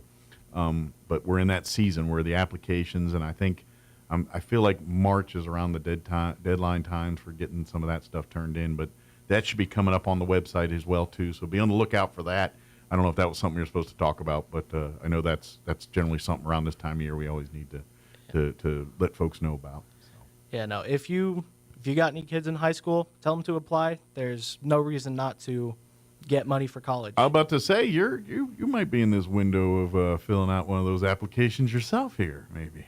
Might be a little bit of insider trading going on. A couple of head starts made. So, I'm curious. So, is your plans to go to school now that you kind of found what you want to do? Yes, absolutely. So, where you want to stay close? You want to spread your wings? What are you thinking? I want to get the middle ground between that. I gotcha. You want to be close enough that you can come home easy, but far enough where mom and dad just can't show up unannounced. Yeah. Gotcha. Exactly. I know they wouldn't do that. But. Right, but I was your age once. I know exactly that feeling. Close enough that you can drop laundry off and come in for a meal and visit and say hi, but not so close that they just can't surprise you, on a whim. I don't want to be stuck in a hospital in Nebraska either. Exactly. That's a thing too, is when you're on your own, and that first time it's scary but exciting all at the same time. So, well, good deal. So, well, I'm sure, and stick with John. He can help you do all that good stuff here too, and all that. So what's kind of next for you as far as this, as you're doing this, is kind of the progression here. Is it like you see yourself, like how close are you to graduating? Is what you're graduating this May? So you're a senior now, so you will be graduating here. So yes. So sir. I mean, is it? Because I remember my senior year, and you kind of figuring out and it's exciting. But what's are you excited? Are you nervous? A little bit of both. What's the feeling right now? Every single emotion that a human can possibly feel is what I'm feeling. Gotcha. About graduation. Yeah. Well, do you I'm kind of curious. Do you enjoy your school time and things like, or were you plugged in with or or were you kind of because I kind of. Certain things I stayed away from, but I was plugged in a couple things, and that makes a difference on your high school experience. Like some people are really plugged in and do everything. They love it. Whereas people that are a little more introverted, like myself, believe it or not. Would have never guessed. I know, believe it or not. I have a radio show, but I'm an introvert. And so, experience, like high school experience, people, humans have, I loved it, or it was the most god-awful experience of my life. They feel like it's usually one or the other. There's not a lot of middle ground there. So I'm just kind of curious for you, did you enjoy those years, or are you kind of ready to move on into your adulthood? I am ready to move out of high school. Right. But I also feel that I have underappreciated this experience very much. That's a cool way to look at it, because I think that's a realization that a lot of us have, but it don't hit us till we're like 30 instead of 17 or 18. You know what I mean?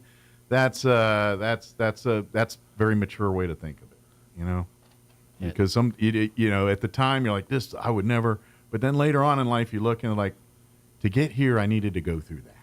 Yeah, absolutely. You know what I mean? And so that's a very wise way of thinking it. That's pretty good. I really do have to thank my parents for instilling that in me. Yeah. Because I might, if they had never taught me that, I might just be the most nihilistic person out there. Sure. But there's no doubting. So I got a curious, just, do you have a love of history? Like now that I kind of like, do you like digging in and reading these books and learning about these events and things, or is that something you're coming upon now doing this, or did you always have that bug? I always had that, but not to the extent that, I've had it since I started volunteering. Sure. I'm guessing the subject matter changed a little bit. Yes, the subject matter has changed. Like as you come a lot. across things in the archive, you're like, that's kind of interesting. I'm very curious, but because and this is the beauty of the archive and the beauty of New Mexico history, these books and everything else.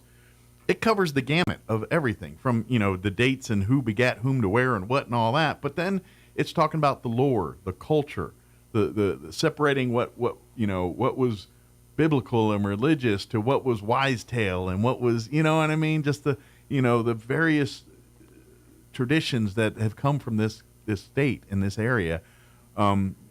It's full of that history. And so why do we celebrate this? There's a book about that. You know what I mean? Why do we do it? Why does people think this way about that? Well, back in this time, there was a whole culture of this going on there, and that's kind of, you know, we're seeing the remnants of that to this day. You know, that's what you learn in the archives, I think. You know. Yeah. So that's cool. So what we're asking folks, if you want to volunteer, we'd love to have you. We need you for fourth grade school tours, docents. Have you done some docents work and given some tours around the home? No, I have not yet. Okay. I'm not very familiar with the home. As of sounds yet. sounds like something they're going to put you on. That fourth grade tour, that might be it's cram time. That's right. But we need, if you love to do that and being docents, and here's the thing too, I want to remind folks, just because there's not set hours for the museum, it's by appointment. And what I mean, and it's actually a better deal for you at the end of the day, because, you know, to have set hours, you got to have steady volunteers, and COVID really killed, and we're still recouping from that loss, as is many other organizations. However, what we offer now is just call or contact Amy of the Historical Society and say, hey, I've got some family in town or friends, or we want to do a tour. Can we come on a Saturday? Can we come in the morning? Can we come? And they'll schedule a time that works best for you, and you get a personalized tour. One of our docents, whether it's Fred or whoever, you're not going to get Jane anymore. Jane's moved to Arizona. Jane was kind of our I don't think you got to meet Jane. I think she moved before you got involved here. No, I did not get Jane to meet was the ultimate in giving those tours, but she's since moved closer to family in Arizona. But we have great docents that they can give you this personalized tour with you and your group, and it actually, people that have done it say they enjoy it more often, better kind of thing. So please, if you do want to do that, please reach out, call, and we would be happy to set up one of those tours for you to do anything like that. So. Yes, absolutely. Good deal. And, of course, probably I was looking for more volunteers to help you and John out, and Elaine and everybody else down in the archive building there, too. Yeah, we have a few volunteers. I think as far as I know, I'm the only one that comes in three days a week. Gotcha. So you're one of the more busier ones, or one of the more time on the thing. Yes, and that's the beauty of it. Whether you got a day a week, an hour a week, or 4 days a week, or whatever you can do, we would love to have you. And every little bit's a blessing to us. So it's good stuff too. Yeah, absolutely. An hour of your time every other week is fantastic. I'm going to also take a stab that you've probably made a lot of connections too, like the path you're pursuing. I think there's a lot of people you're meeting now that might, you know, help you or serve you well in your future dreams and passions. The groundworks for those connections to be made have been laid. Yeah. I have not done my due diligence of. But your opportunities there, and that's what I'm saying. As a volunteer, if you're looking for, like, maybe you're looking to for your stepping stone to your thing, like Josh is here, volunteering at the historical. Like you said, what got Josh into this from the beginning is absolutely true. If you're looking to beef your college applications up and trying to get some credits and things like that, that's all true too. But if you're at the end of the day, if you're kind of looking for direction a little bit, maybe some folks down there can help you, at least put you on the path to smelling it. So you never know. Good deal. Any before we go, I want to give you an opportunity, because you don't get to be on the radio very often. You got family, friends, anybody listening that we want to shout out to, say hi to, or anything? Caitlin Hardwick, if you are listening, check your passenger seat. There is 35 pounds of Dove chocolate sitting in there for you. Ooh, good thing it's cold today. Because this is a July in New Mexico. You're going to have 30 pounds of Dove goo in your seat. Bye. Yeah, it's going to be fantastic. Then you can make chocolate milk with it. Nice.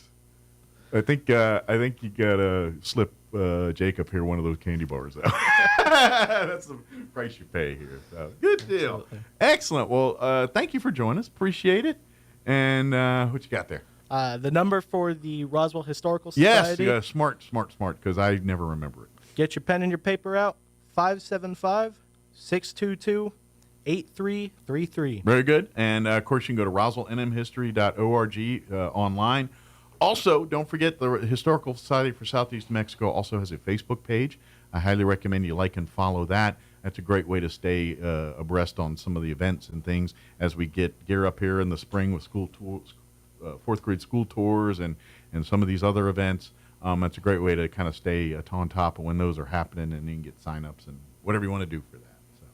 And, of course, if you're looking to volunteer, reach out. Go through the website or call the Historical Society. You can also email Amy, historydirector@outlook.com. That is her email address. That'll go right to Amy, who is the executive director of the Historical Society. So, good deal. I'll leave you with the last word, Jacob. Anything you want to say?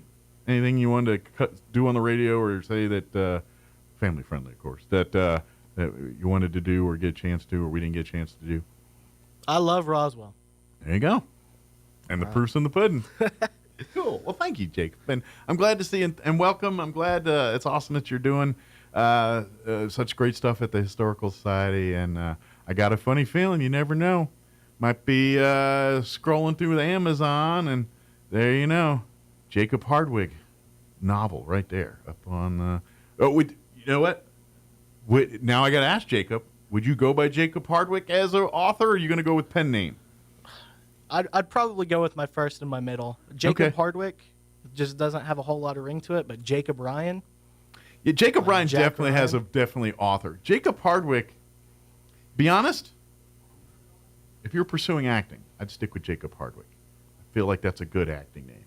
Yeah. But Jacob Ryan, that screams author. Yeah, that's an author name. Like that's right there with Stephen King.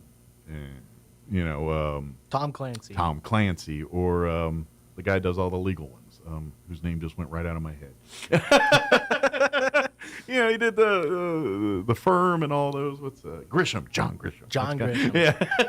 I was trying to place it too. Yeah, I just I've read about 20 of his books. Johannes. Yeah. George. John Grisham. That's it. Well, he's getting a little long in the tooth, so he doesn't write as many as he used to. But in the 90s, he was cranking them out hard. Yeah. So. I mean, what he's wrote is fantastic. Yep. Clive Cussler. That's another one I love. Do you ever read his stuff? He's an action adventure guy. He does have you ever seen the Matthew McConaughey movie Sahara? I have not seen Sahara, no. That is a Clive Cussler book. Oh, okay. Now, they tore it all up for the movie, but like most do. That's one of his books. Yeah, that Dirk Pitt, the character, that he kind of uses it in all his kind of, it was a good one. But anyway, thank you, Jacob. Appreciate the visit here, and thank you for all the great work you're doing volunteering at the Historical Society. And who knows, like I said, look for Jacob Ryan books on sale soon. Thanks so much, Mike. Anytime. We'll see you soon. And don't forget, if you see John at the gym today or whatever, hey, where are you on the radio this morning, man? Hey, bro, we missed you on the radio. Ask him about his TV show. There we go. Thanks, Jacob. Thank you. It is 9:51. Let's pause for news.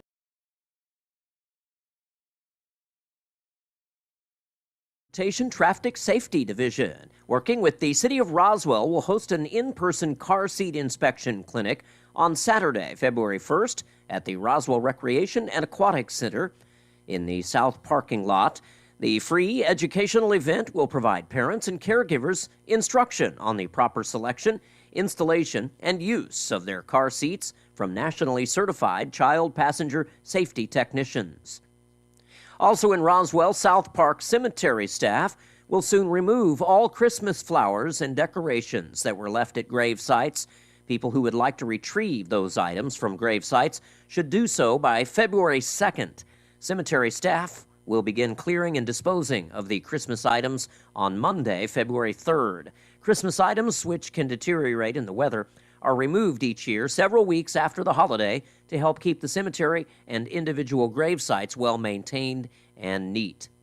You're up to date. I'm Jared Sorello. It's time for the Chaves County Sports Report. Let's hit the scoreboard for some girls' hoops results from over the weekend. The Roswell Coyotes took on a tough foe at home, and it was the visiting Portales Rams that won by a score of 42-35. Roswell's now 13-7 on the season. Portales improves to 10-9. Roswell opens its district schedule on Tuesday at home against the Hobbs Eagles. At 7 o'clock, an even tougher team, Hobbs, is 19-1. Goddard, meanwhile, disposed of Santa Teresa at home 68-16. Goddard's now 12-8. They'll play at Portales this Friday at 5:30. Dexter nipped Cloudcroft by a score of 39-38 on Friday night to improve to 12-7 overall. Wednesday, they'll play at NMMI, the district opener for both teams. That starts at 4. NMMI beat Hatch Valley 52-32 Friday. The Sports Report brought to you by DSI. Call DSI for all your office technology needs. I'm Eric Butler at Roswell's Talk FM 106.5. All across America, this is the Red Apple Audio Network's Market Report. I'm James Flippin. U.S. stocks finished lower Friday as Wall Street watchers more or less said that it amounted to investors cashing out, taking some profits at the end of what was a solid week for the market amid President Trump's begin to his second term in office. The Dow and S&P 500 snapped 4-day winning streaks, and big names in tech sold off, dragging the NASDAQ composite lower. Nvidia and Netflix, for example, finished lower.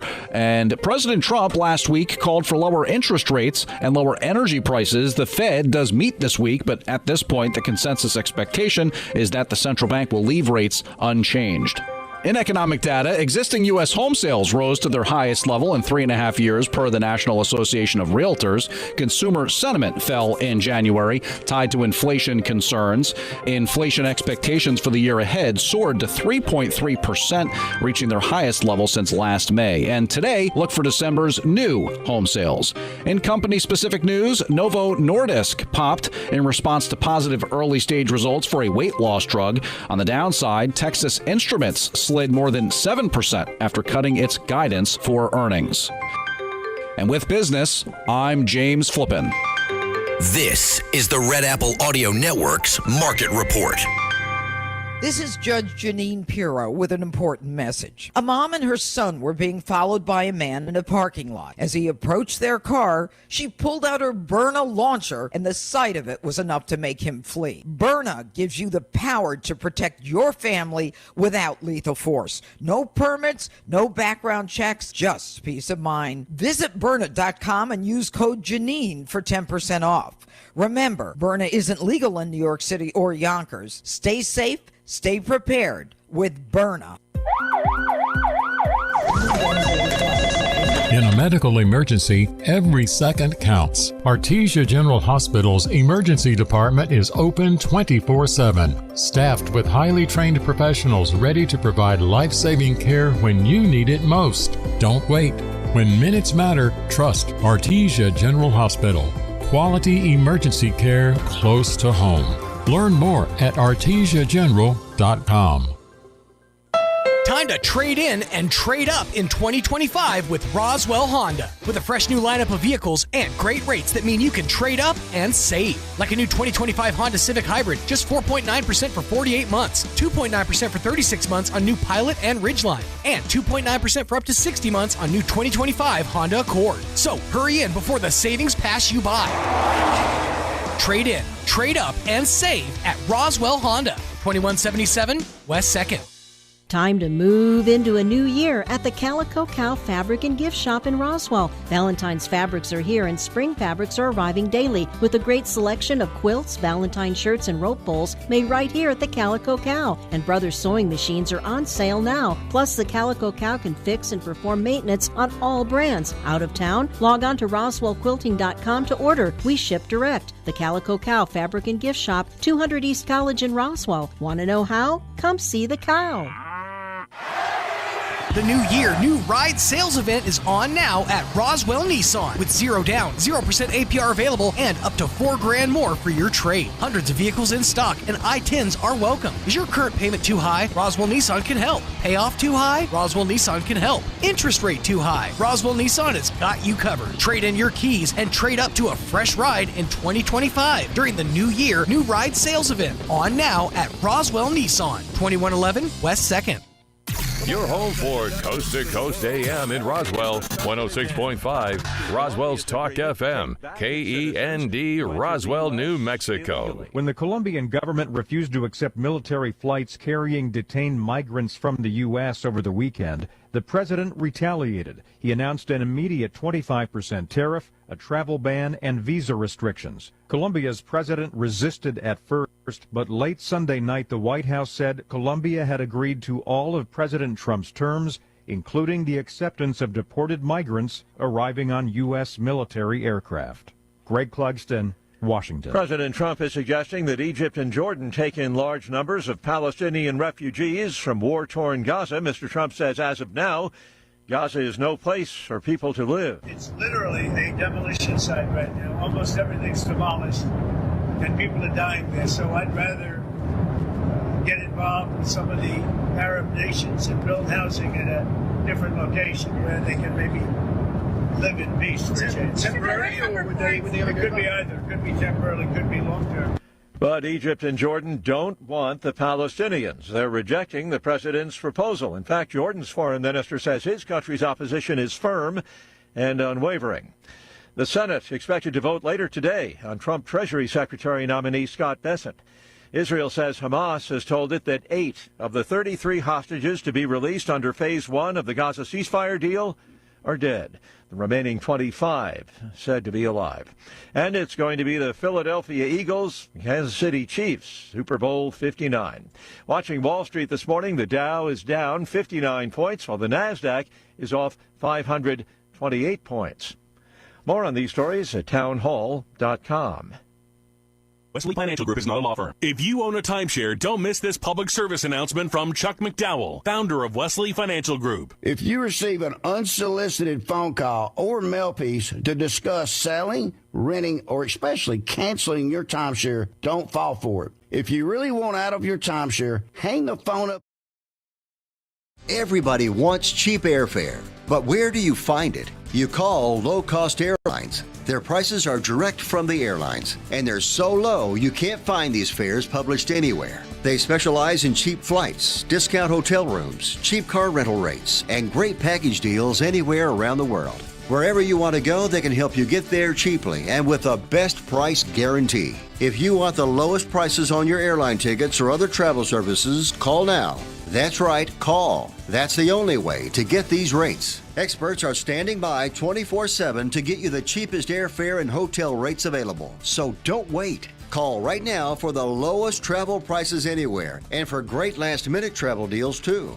Call 866-755-5300. That's 866-755-5300. Again, that's 866-755-5300. Call us right now. He was seen as slave labor, but his 9-year-old brother did not and was murdered. The mourning took place internally, but if he had refused to go to work, we would have lost our lives, because that was the purpose of keeping us alive, even if on a starvation diet. Goldberg survived the Polish concentration camp Stutthof near Gdansk, where more than 60,000 people died from typhus, lethal injections, or the gas chambers. I'm Donna Warder. A report on last month's deadly air crash in South Korea confirms traces of bird strikes in the plane's engines.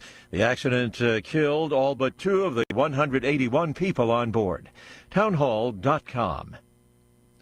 Free at last. The Coast Guard says a freighter has been freed after being trapped in frozen Lake Erie for several days. The Manitoulin, a 663-foot Canadian vessel with 17 people on board, got stuck in the ice last Wednesday after it dropped off a load of wheat in Buffalo and was heading back into Canada. The vessel was not damaged and the crew is safe. Jason Walker reporting. As crews continue battling what's left of the Southern California wildfires, they've been getting some help from above. Rain has been falling across parts of the region, but there is a potential downside to that. Fears that heavier rain, should it come, could unleash destructive rock and mudslides. Also concerned about toxic ash runoff. The National Weather Service reported rain showers over the weekend, says most of the region likely to get less than 1 inch of rain. More on these stories, townhall.com.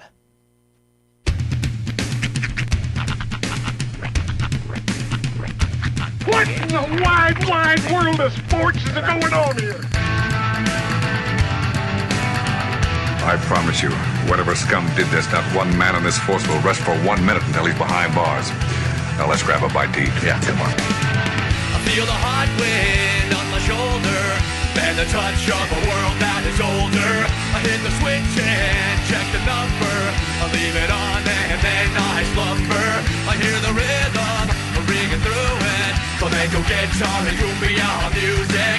I hear the talking of the DJ. The travel listen, what does he say? I'm on a Mexican radio. I'm on a Mexican radio. Broadcasting live from high atop the J.P. White Building in downtown Roswell, New Mexico. It's Mornings with Mike Winters on 106.5 Roswell's Talk FM. Is that what I sound like when I talk? Now, here's your host, Mike Winters. And good morning. It is 6 minutes after 9 o'clock. Welcome to hour number 3. Crazy Viernes. Of Mornings with Mike Winters, right here on 106.5 Roswell Talk FM. Happy Monday, everybody. Yeah, welcome to it. Yeah. Hey, so I'm going to talk Commanders here, but it's going to be a little different. Okay. Just because I saw an article came out over the weekend. And ESPN stuff, timely thing, right? At the heels of the championship weekend. Let's float our Commander story out here, and it was a good, juicy one. Because it was Dan Snyder related. Oh. So basically, it was kind of the premise of the article is basically saying that, hey, Dan Snyder, we spotted Dan. He mostly lives in London nowadays. Sure. That's kind of where he's.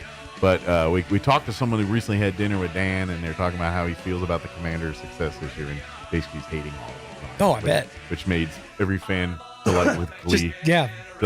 Fills their heart with happiness. Yeah. So that was the kind of the headline of the story. Okay. But when you read the story, that's where the delicious nuggets of holy cow. This, like, after reading this, I'm convinced in the next 10 years, we're going to see something. I don't know if it's going to be on Peacock or Netflix or a movie in a box office. There's going to be something out there about the Commanders and selling this team because it's straight out of a TV show. Yeah.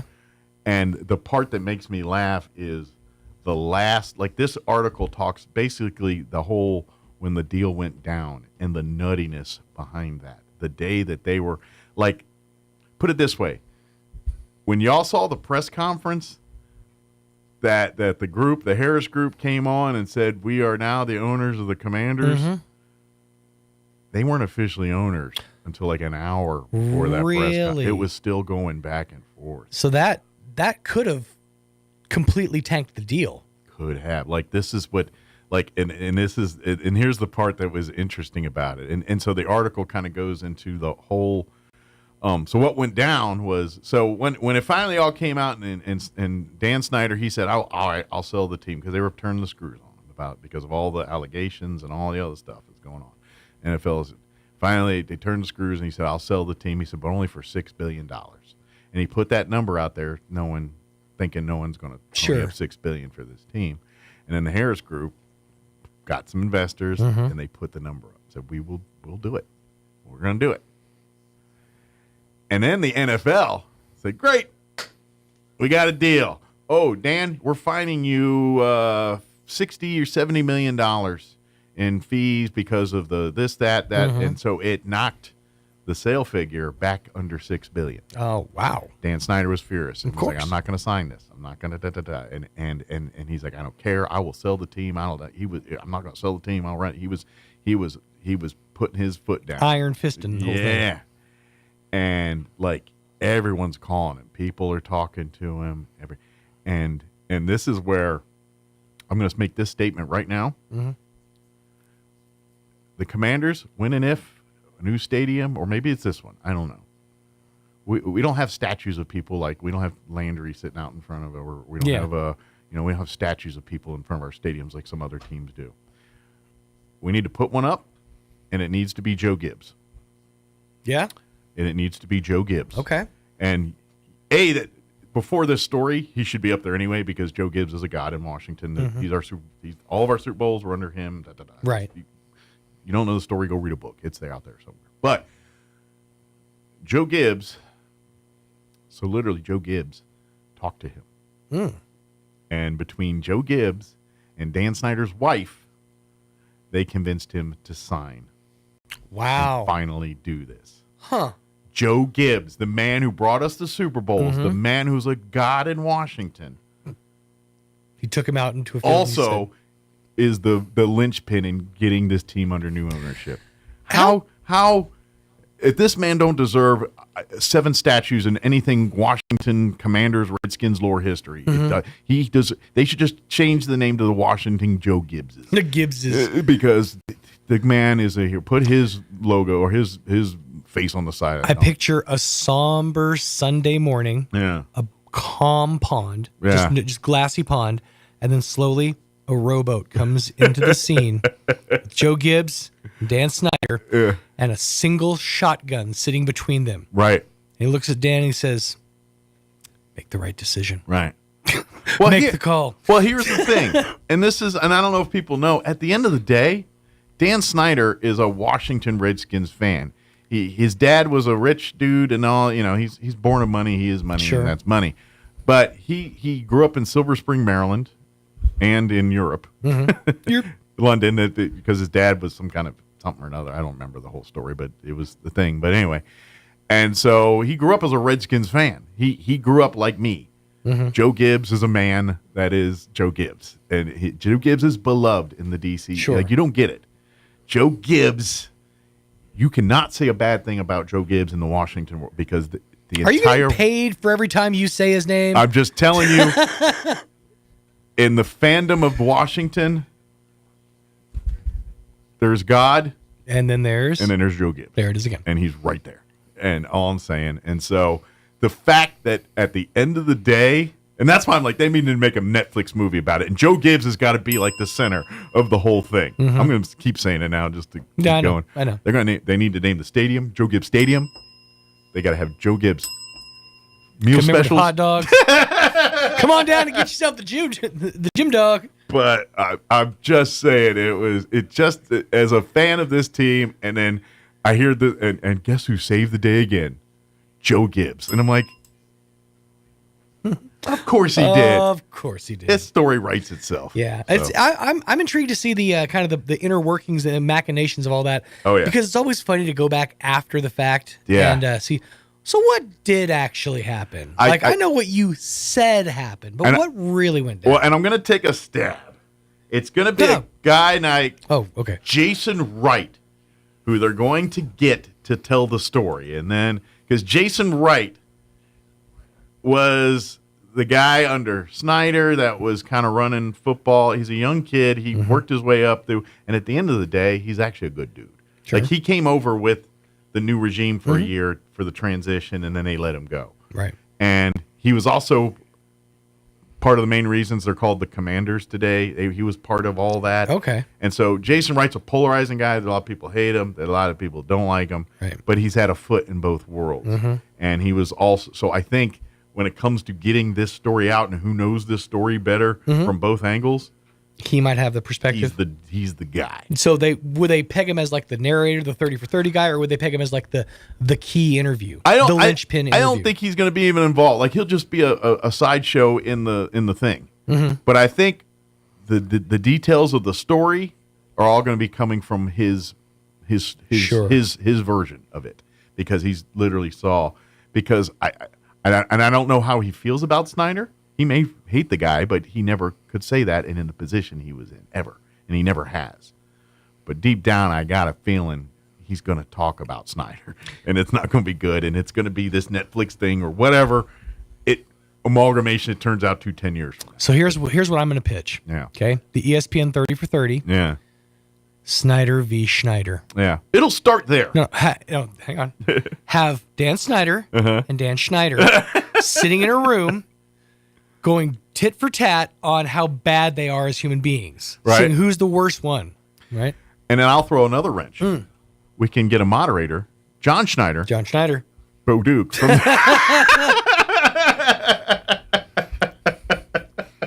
What's Papa John's up to? He can cater it. John Schneider. And then we could get Snyder from One Day at a Time if he's still around to come in. Coming in. He's the super. He's fixing pipes and stuff. And wouldn't the Jaws needing a bigger boat guy. We need like a Was he Snyder, Snyder? Roy Schneider. They bring him in too. Or was that Roy Scheider? Close enough. Come on in. You're in, buddy. But no, I am definitely intrigued to see the after. I just Jeff Gunned. The after of the story and where this goes. Oh, and to finish that, meal served at this Snyder convention. Snyder's of Hanover potato chips and nice. chips and products. Yes. Their Pretzel pieces. Yeah, The honey. their various snack foods. Dude, the honey mustard coated pretzel pieces from Snyder's of Hanover were the honey mustard and onion were my favorite snack as a child. Those were so good. I could not do those. I could knock out a bag of those That things. smell when you open the bag just grosses me out. That's the one pretzel I don't like is the honey mustard. Those Snyder ones. The mustard and onion one though, specifically. The honey mustard ones are gross, and anything that had honey mustard on Snyder's from there on out, I was out on. It just had a good zing to it. The you know? dust on it just evoked bad things in my head. Right there with HR Puff and stuff. Yeah. They ruined you. All right, we got to get the hour going Yep. here. It's like I think I need a therapist. I've been saying. A lot of talking today, Dude, I think there are a lot of stuff will break through. Then again, there might be a reason it's repressed. That's right. It could be. Unleash the beast. We're going to play our interview we had with Dr. Keon and Dr. Sarah from Carabelli Dental. They joined us last week talking about, the remodel, remodel, not by choice, the rebuild after the flooding. Maybe that's the more appropriate term. It's not like they said, we're going to spruce the place up a bit.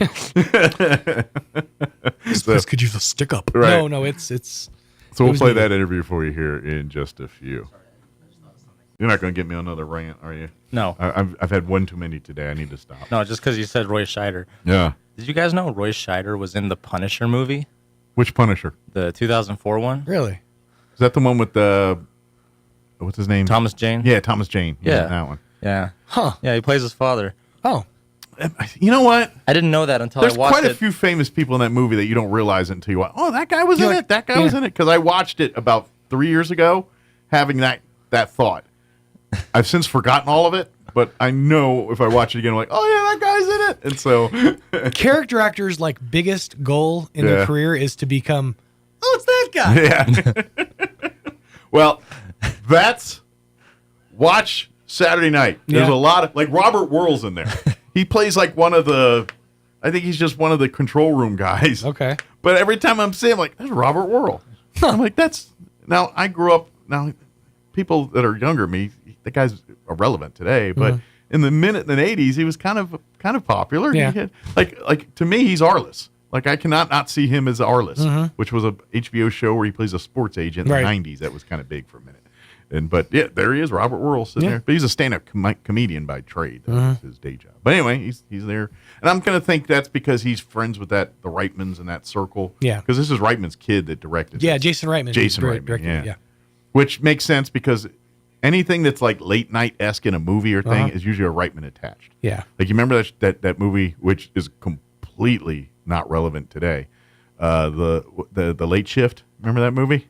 Vaguely. It was The Late Shift, and I think that was Ivan Reitman that directed it. And it was all about Leno and Letterman and Johnny retiring and Leno taking over and that whole controversy there. I do. You watch it today and you're like, who are these people? No one cares. But at the time, we're it was a generation removed from that war. One's dead and two are just not in the spotlight anymore. They're just not. I mean, they try to be every once in a while, but they're not.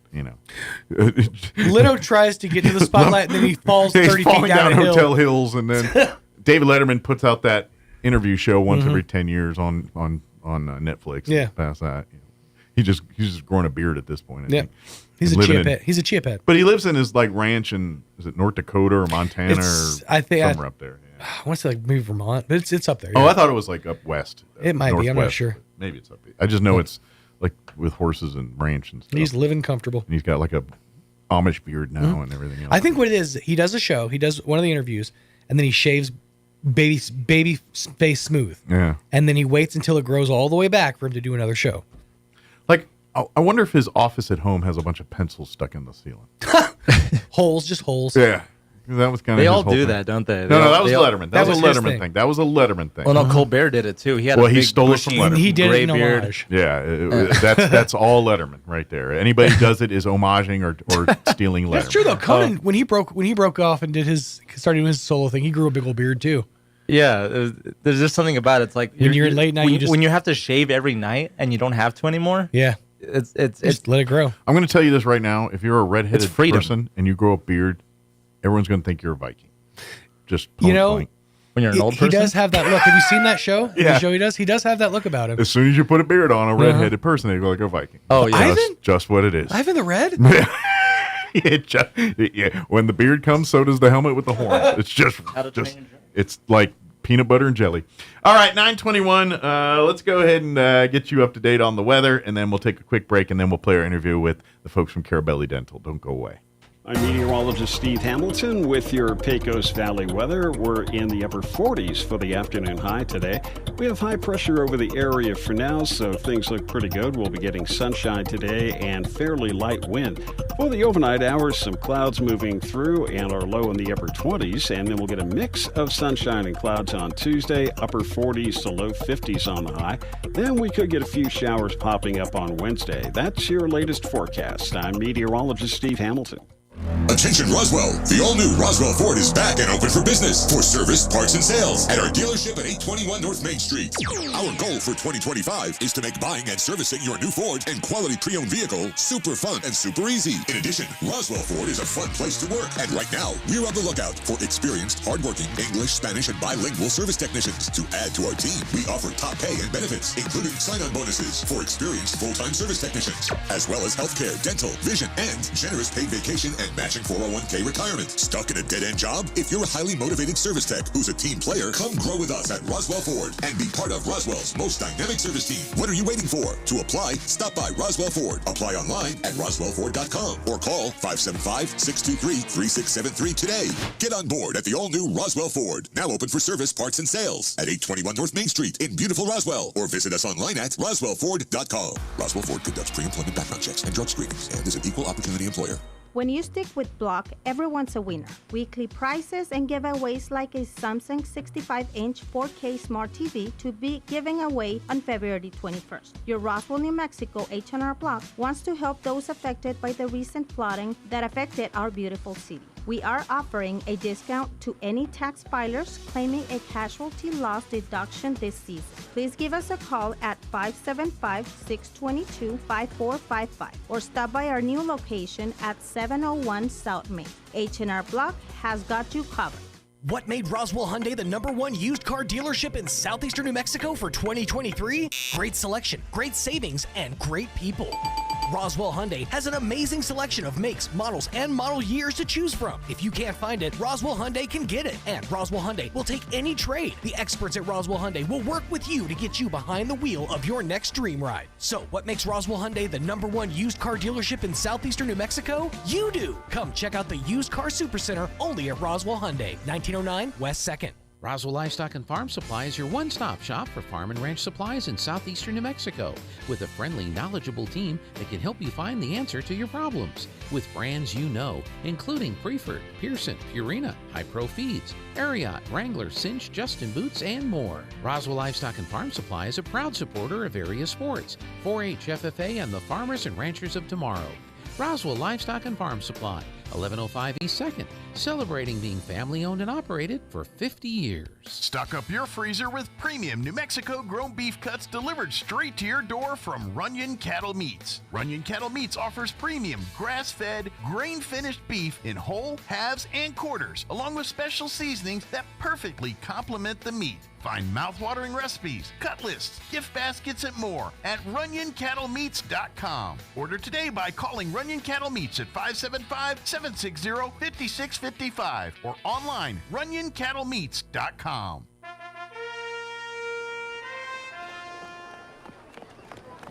You there! What are these? My glasses, Your Highness. They're incredible. Who made these? The eyesight in Roswell. Or was it Hobbs? Or maybe Carlsbad. So well crafted and stylish. So the eyesight thinks they can challenge my throne with their quality eyewear. Actually, Your Majesty, I got 2 pair and an eye exam. It was so easy. I did it during my lunch break, and they even took my insurance. Lunch break? Who gave you a lunch break? Human resources, Your Majesty. Silence! I'll get you, I say! The Eyesight, now accepting new patients 5 and up in Roswell, Hobbs, and Carlsbad. 3 locations? Clearly the best in sight. Here's a Mornings with Mike Winters fun fact. Elephants use these skin folds on their bodies to crush mosquitoes. Mike Winters uses his to hide M&Ms. Here's Mike Winters. And good morning. It is 26 minutes after 7 o'clock.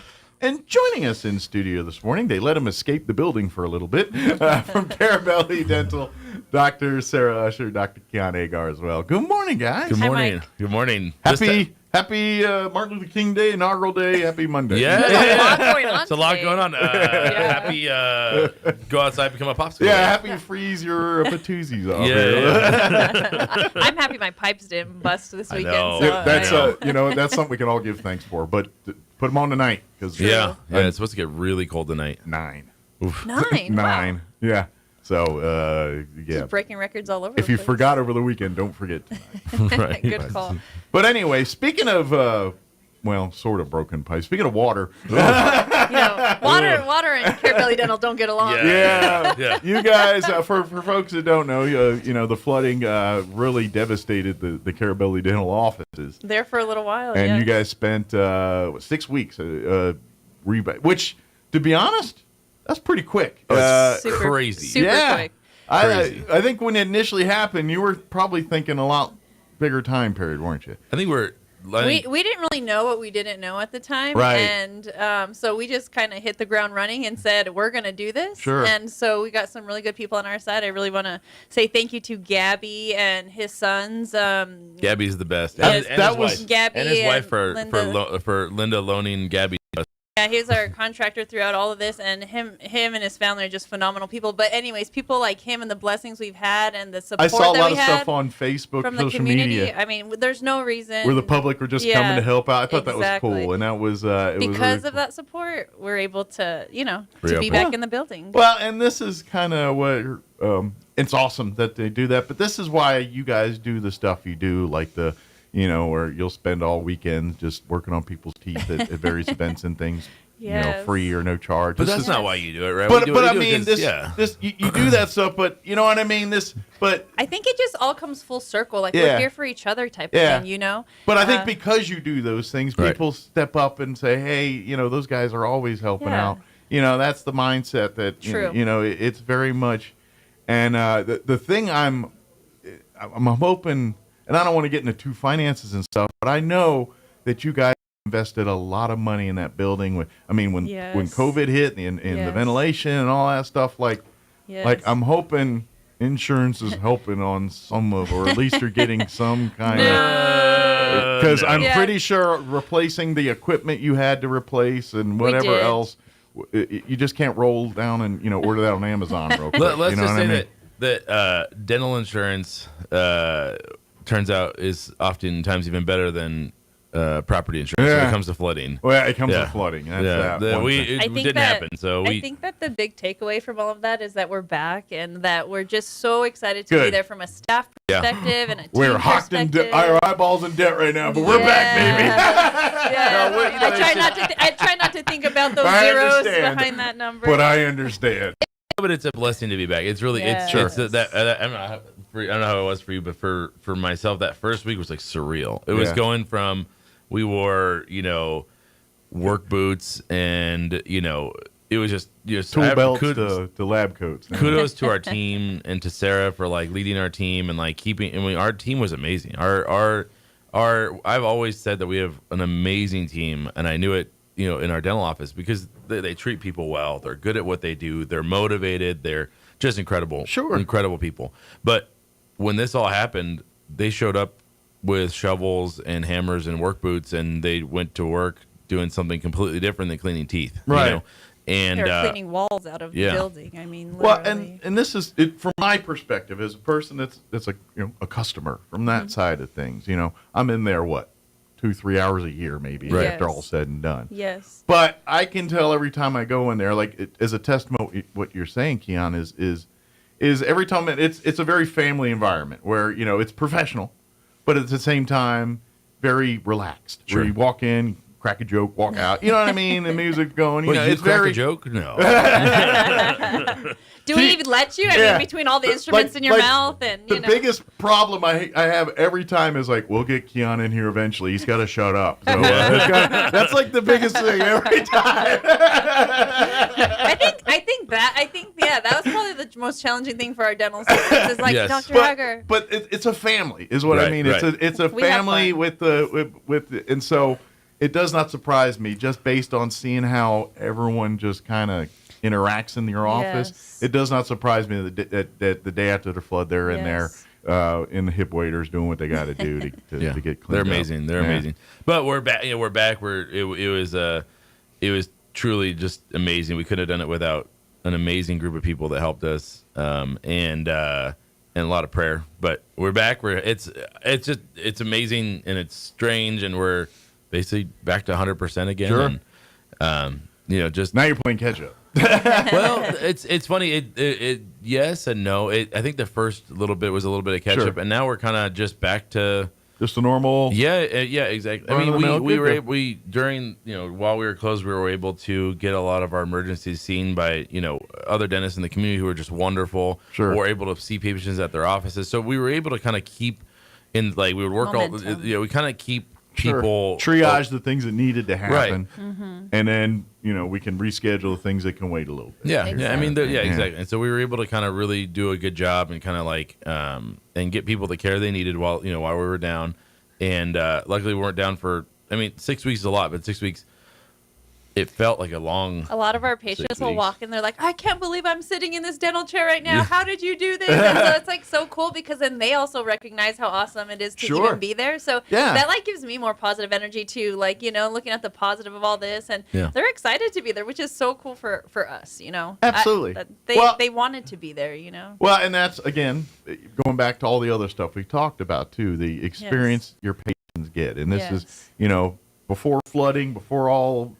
Just regular dental talk when we talk normal dental stuff. Yes. That's kind of one thing we always talk about is as the customer you're in the driver's seat and you guys understand that when people top 5 places people don't want to be in the world, usually dentist office is one of those places.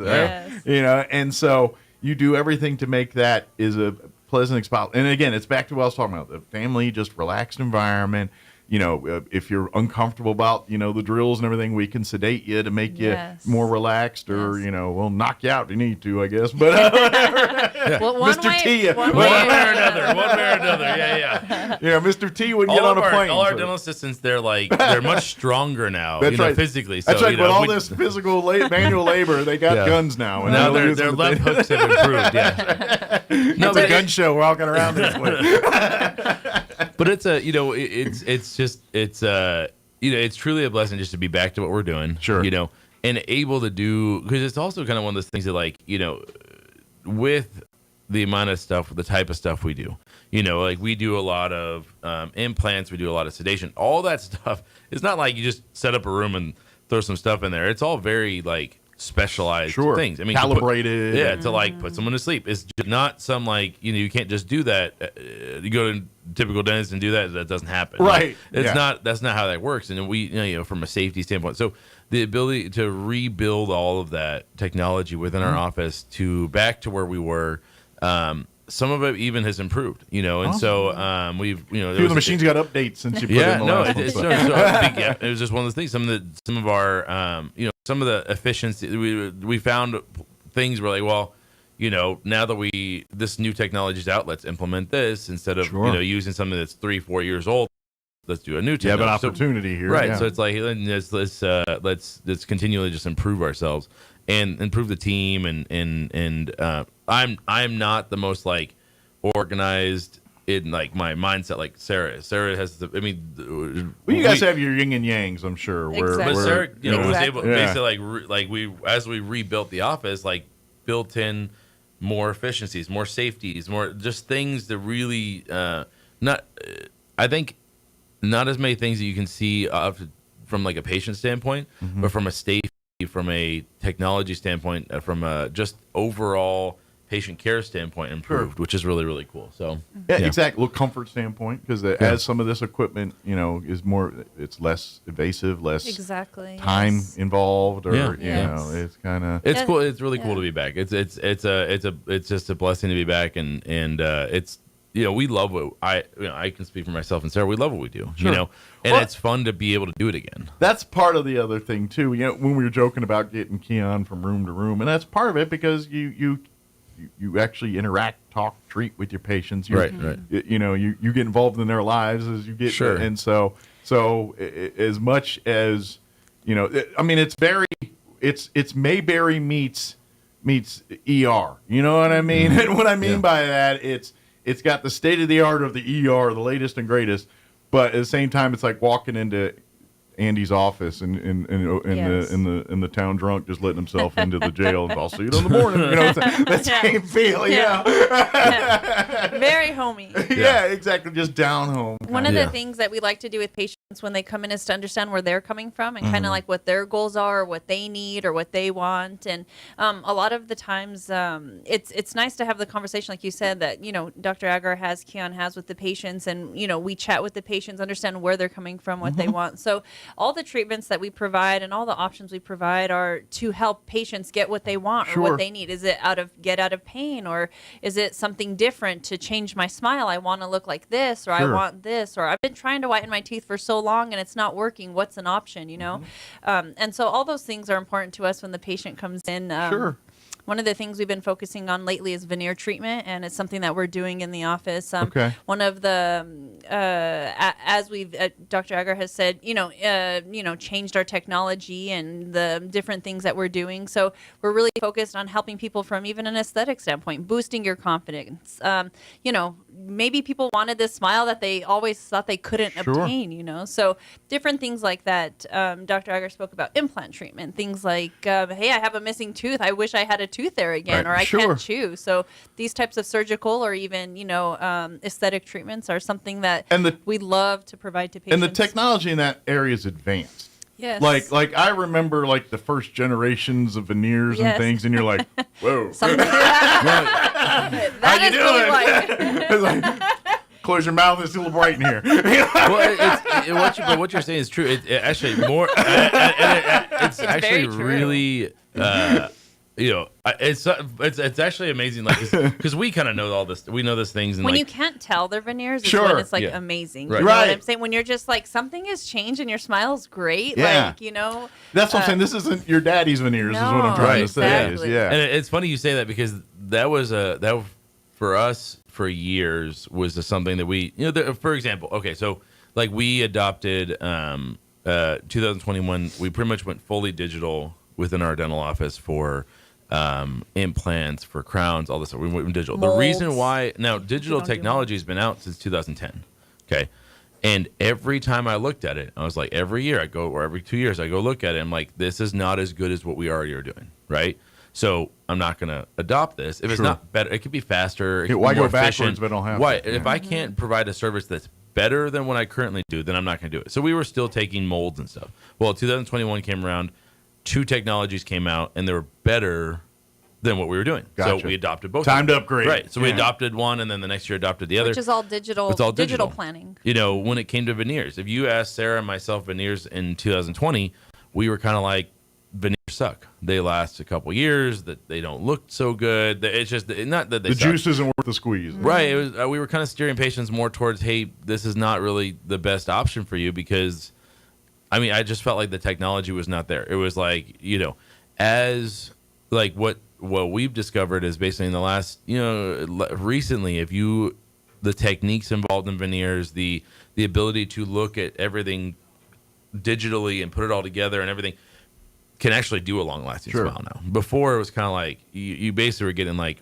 gel nails on your teeth, and that's fine. They look nice. That's fine. But like now, it's like playing on the Atari versus playing on your new computer. Right. You know what I'm saying? The graphics are way better now. I mean, no, it's true. Yeah, it's true. I mean, to the point where like Sarah spent 2 weeks in Brazil with some of the veneer masters who've been doing it for 40 years. Just so happen to be in Brazil. But on the beach. But it's interesting because those guys are some of the It is best. summer down there right now. But you got to remember, like the people. So the reason why Brazil is like where you learn veneers is because it's like the entire country is like There's got to be some plastic surgery going on down there. Yeah. No, I've seen Brazil. They are a very physically conscious population, right? And so the technology, the money, the research is there. The demand is there. Whereas, in the United States, it's not as oftentimes it's not as much there for like pushing those techniques and like really refining them because so much of American dentistry oftentimes is insurance focus and whatever. They don't have all that down there. Sure. Right. So built for comfort, not for speed. Some of the best, some of the most amazing guys in the world are there because it's like they have all these Victoria's Secret. I mean, half the Victoria's Secret models come from there, right? Well, These guys are the guys working on them. It's the weather's nice. There's always beaches. Yeah, it's a good place to hang out if you got a skill set and a lot of people that need it. Yeah. So because I know we've looked around the country to find who's really doing what we think is the type of treatment we want our patients to get. Absolutely. And so Sarah can speak more to that, but it's like one of those things that years ago we both were kind of like in agreement, like this is not something we really want to offer our patients. We can't stand behind it. And I'm not when it comes to the cosmetic side of life in embedding in yourself. It's hard to make a case like, okay, if you're needing breast implants and things like this, I'm like, all right, that's your choice or whatever. Sure. But when it comes to cosmetic dental work, whether it's dentures or veneer, whatever it is, yes, it's a different animal. It's a different animal because it indicates a health. Like if you see someone with a mouth that does not look healthy, yes, you're going to assume the rest of them is not healthy, right? Too, you know what I mean? And in many cases, it might be true. And really, that's the oral cavity, the mouth. It's a gateway to the body, right? And just like you said, so if there's something that if there's something that can be changed from a health perspective, let's change it, right? Or let's help you get to whatever those goals might be. You know, when it comes to veneers, and sometimes some of us are a little, are maybe our smile is pretty good, but we just want to refine it, make it even a little more wider, a little bit more straight, or close that gap. But just as you mentioned, there's also situations where people have stained teeth that cannot be white, so those types of people are they want the smile that they can, and that is or the shape of their teeth. You don't get to select the shape of your teeth. Sometimes people are born, and that could be a true handicap in life for them if they, depending on the circles they swim in and what they're trying to do in life. That's So go ahead. I was just going to say, and with that type of treatment, it's very mildly invasive. It's not invasive. It's not painful. It's not a surgery. And it's very quick. The turnaround time to have what you want in your smile is obtainable. And it's a really nice option to, like I said, boost someone's confidence or to meet their goals for themselves. I think the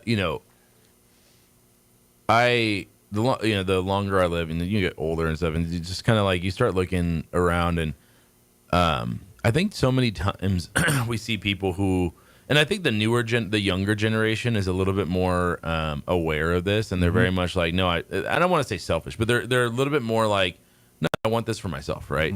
Whereas I think a lot of like my generation, maybe Sarah's generation, is very much focused on, my parents, my children. It's a little bit different. But I think that it's one of those things that I think it's important to. Sure. You have to take care of yourself, right? You have to take care, and you deserve. And I really, one of the things I really believe is you deserve to feel good about yourself. Yeah. Yeah, you deserve to feel good. Like why live 40 years of your life, the next 40 years of your life, like not smiling because you hate your teeth. Sure. No, like and there's a solution. If there's a solution, you should do it. I mean, and then just go live your life. Yeah, and right? if fear is the big reason why you're stopping, what I'm saying is come in and give it a chance. And that's where this is where I'm saying the fear is something you've built up in your head. Right. Once you walk in the room, once you sit down, you're like, this is what that's what I'm trying to say, that your whole staff, you two, your whole staff are excellent at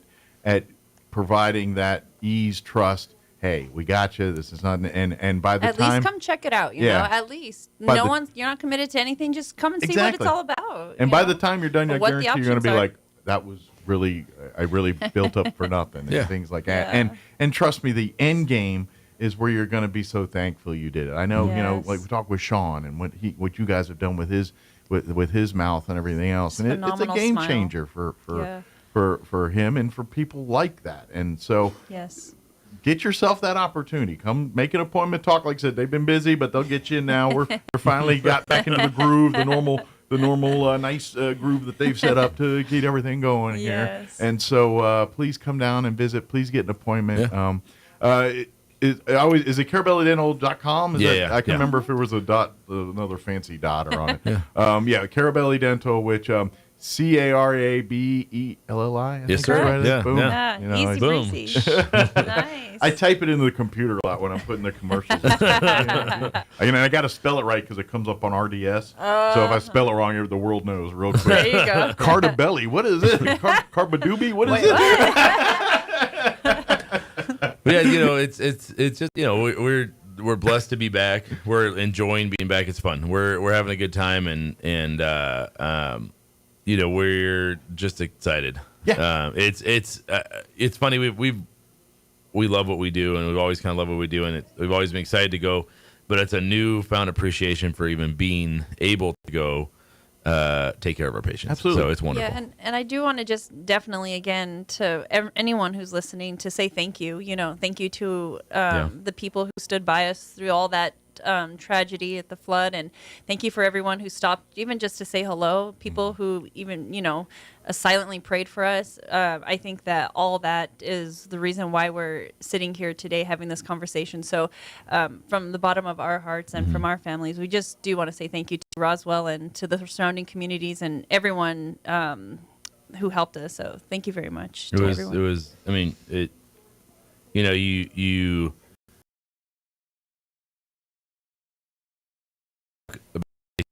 coming in, you know, maybe they're kind of feeling without hope about their teeth or their smiles, whatever. And I think that, like, in that first week, we felt that, right? Didn't feel.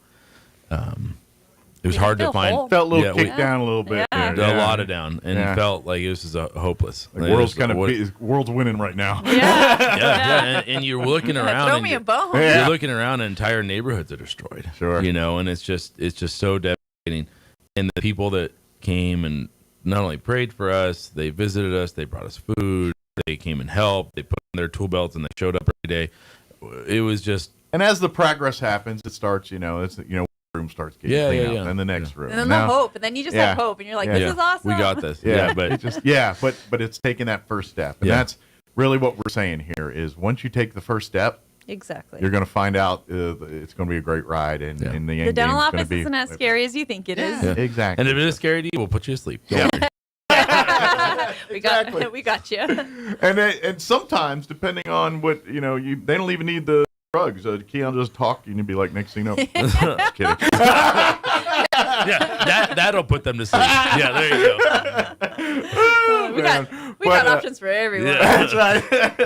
Mr. Tia, we'll talk you to sleep, we'll bore you to sleep, we'll drug you, whatever.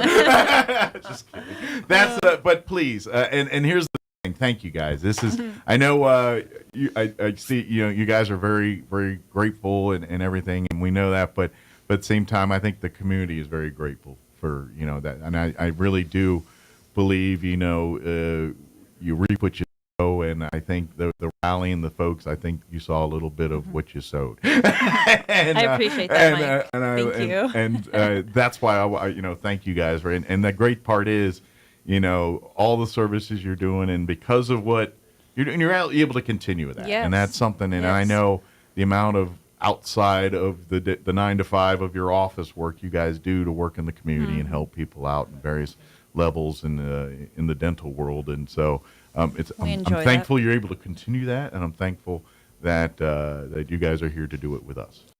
Thanks, Mike. I appreciate that. Yeah. carabellydental.com, and come on down, get your appointments, and if it's an emergency, whatever, call, and they'll get you in as soon as humanly possible there. Not right this minute because they're Here. Were they here? They're actually there. If you want to call right now, 575-622-4455. Yeah, the people that do the cogs in the wheel that they get all the everything. The actually going important people are there. Yeah, right now. Actually, I did see Multiplicity over the weekend. I'm pretty sure there's a couple of Sarahs and a couple of Keons over there right now. That's how they got through this. That's what we're not admitting. It was prayer and multiplicity. There you go.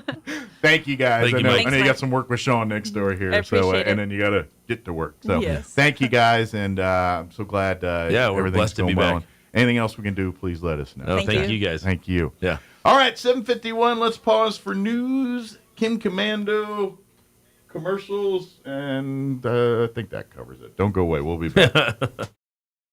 Clinic on Saturday, February 1st at the Roswell Recreation and Aquatic Center in the South parking lot. The free educational event will provide parents and caregivers instruction on the proper selection, installation, and use of their car seats from nationally certified child passenger safety technicians. Also in Roswell, South Park Cemetery staff will soon remove all Christmas flowers and decorations that were left at grave sites. People who would like to retrieve those items from grave sites should do so by February 2nd. Cemetery staff will begin clearing and disposing of the Christmas items on Monday, February 3rd. Christmas items, which can deteriorate in the weather, are removed each year several weeks after the holiday to help keep the cemetery and individual grave sites well maintained and neat. You're up to date. I'm Jared Sorello. Turn up your radio. Here's the Sean Hannity Morning Minute. You know why U.S. home sales in 2024 fell to the lowest level in nearly 30 years, 2 years in a row now? It's fallen dramatically. Well, you know why. Higher mortgage rates, record home prices. It is keeping so many people from buying their own home. We've got to get interest rates down. We got to get inflation back to a healthy number. There's another statistic that came out today. More people are only paying the minimum payment as their credit card balances are rising. That means they're never going to pay off their credit card bills that way. And most Americans can't afford $1,000 emergency expense. This is the economy Donald Trump just inherited. Check out the Sean Hannity radio show later today, right here. It's been used as a store of value for thousands of years. It's known as a safe haven asset in times of uncertainty. It's breaking record after record this year, and many economists are predicting it could skyrocket even higher. Of course, I'm talking about the precious metal, gold. Right now, thousands of Americans are looking to precious metals like gold and silver to diversify their savings. Even central banks around the world are stocking up on gold. Is it time you learn more about what precious metals can do for you? Visit HannityGold.com or call 855-815-GOLD to learn more. Right now, the top-rated precious metals company, Goldco, is offering a free gold and silver kit to arm you with the facts about how gold could potentially help safeguard your retirement. Visit HannityGold.com or call 855-815-GOLD to get your copy of the 2025 Gold and Silver Kit free of charge. Plus, you could receive up to a 10% instant match on bonus silver for qualified accounts. Visit HannityGold.com or call 855-815-GOLD. That's HannityGold.com.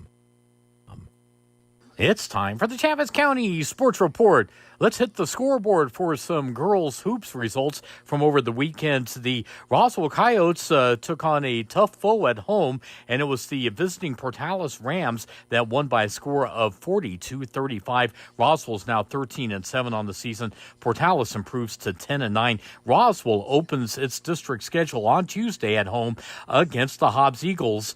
At 7 o'clock, an even tougher team, Hobbs, is 19-1. Goddard, meanwhile, disposed of Santa Teresa at home 68-16. Goddard's now 12-8. They'll play at Portales this Friday at 5:30. Dexter nipped Cloudcroft by a score of 39-38 on Friday night to improve to 12-7 overall. Wednesday, they'll play at NMMI, the district opener for both teams. That starts at 4. NMMI beat Hatch Valley 52-32 Friday. The Sports Report brought to you by DSI. Call DSI for all your office technology needs. I'm Eric Butler at Roswell's Talk FM 106.7. 106.5. I'm meteorologist Steve Hamilton with your Pecos Valley weather. We're in the upper 40s for the afternoon high today. We have high pressure over the area for now, so things look pretty good. We'll be getting sunshine today and fairly light wind. For the overnight hours, some clouds moving through and our low in the upper 20s, and then we'll get a mix of sunshine and clouds on Tuesday, upper 40s to low 50s on the high. Then we could get a few showers popping up on Wednesday. That's your latest forecast. I'm meteorologist Steve Hamilton. With the Wall Street Business Report, I'm Rich Thomason. An asset manager is seeking to quash Nippon Steel's takeover of U.S. Steel and oust the leadership of the American steelmaker after taking a stake in the company. Ancora says today it is opposed to U.S. Steel's agreement with Nippon. Earlier this month, Nippon and U.S. Steel filed a federal lawsuit challenging a Biden administration decision to block Nippon's proposed $15 billion acquisition of the Pittsburgh-based company. Federal Reserve policymakers meet this week amid growing pressure from President Trump. He's urging the Fed to lower interest rates. It's something the central bank is not expected to do at this time. Another Trump cabinet nominee could be confirmed by the end of the day. The Senate expected to vote later today on Scott Bessent, Mr. Trump's pick for Treasury Secretary. For the Wall Street Business Report, I'm Rich Thomason.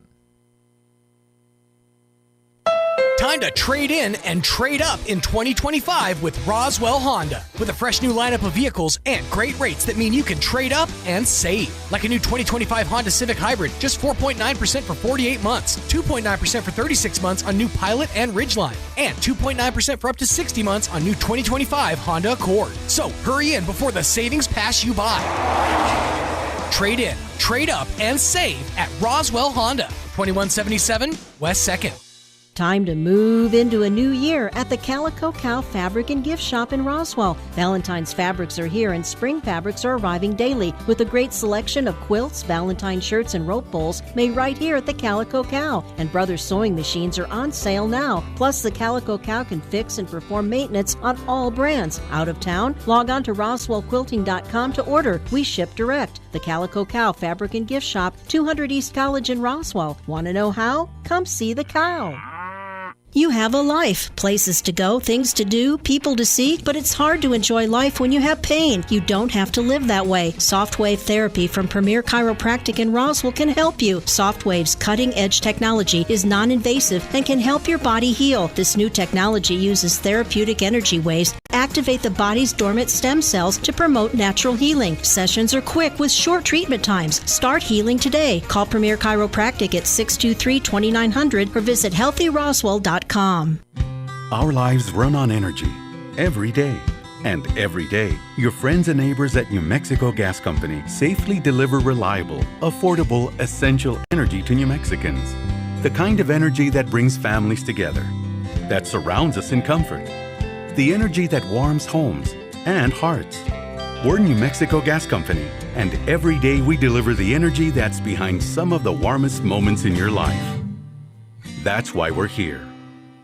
Roswell Livestock and Farm Supply is your one-stop shop for farm and ranch supplies in southeastern New Mexico, with a friendly, knowledgeable team that can help you find the answer to your problems. With brands you know, including Preferred, Pearson, Purina, High Pro Feeds, Ariat, Wrangler, Cinch, Justin Boots, and more. Roswell Livestock and Farm Supply is a proud supporter of various sports, 4-H, FFA, and the farmers and ranchers of tomorrow.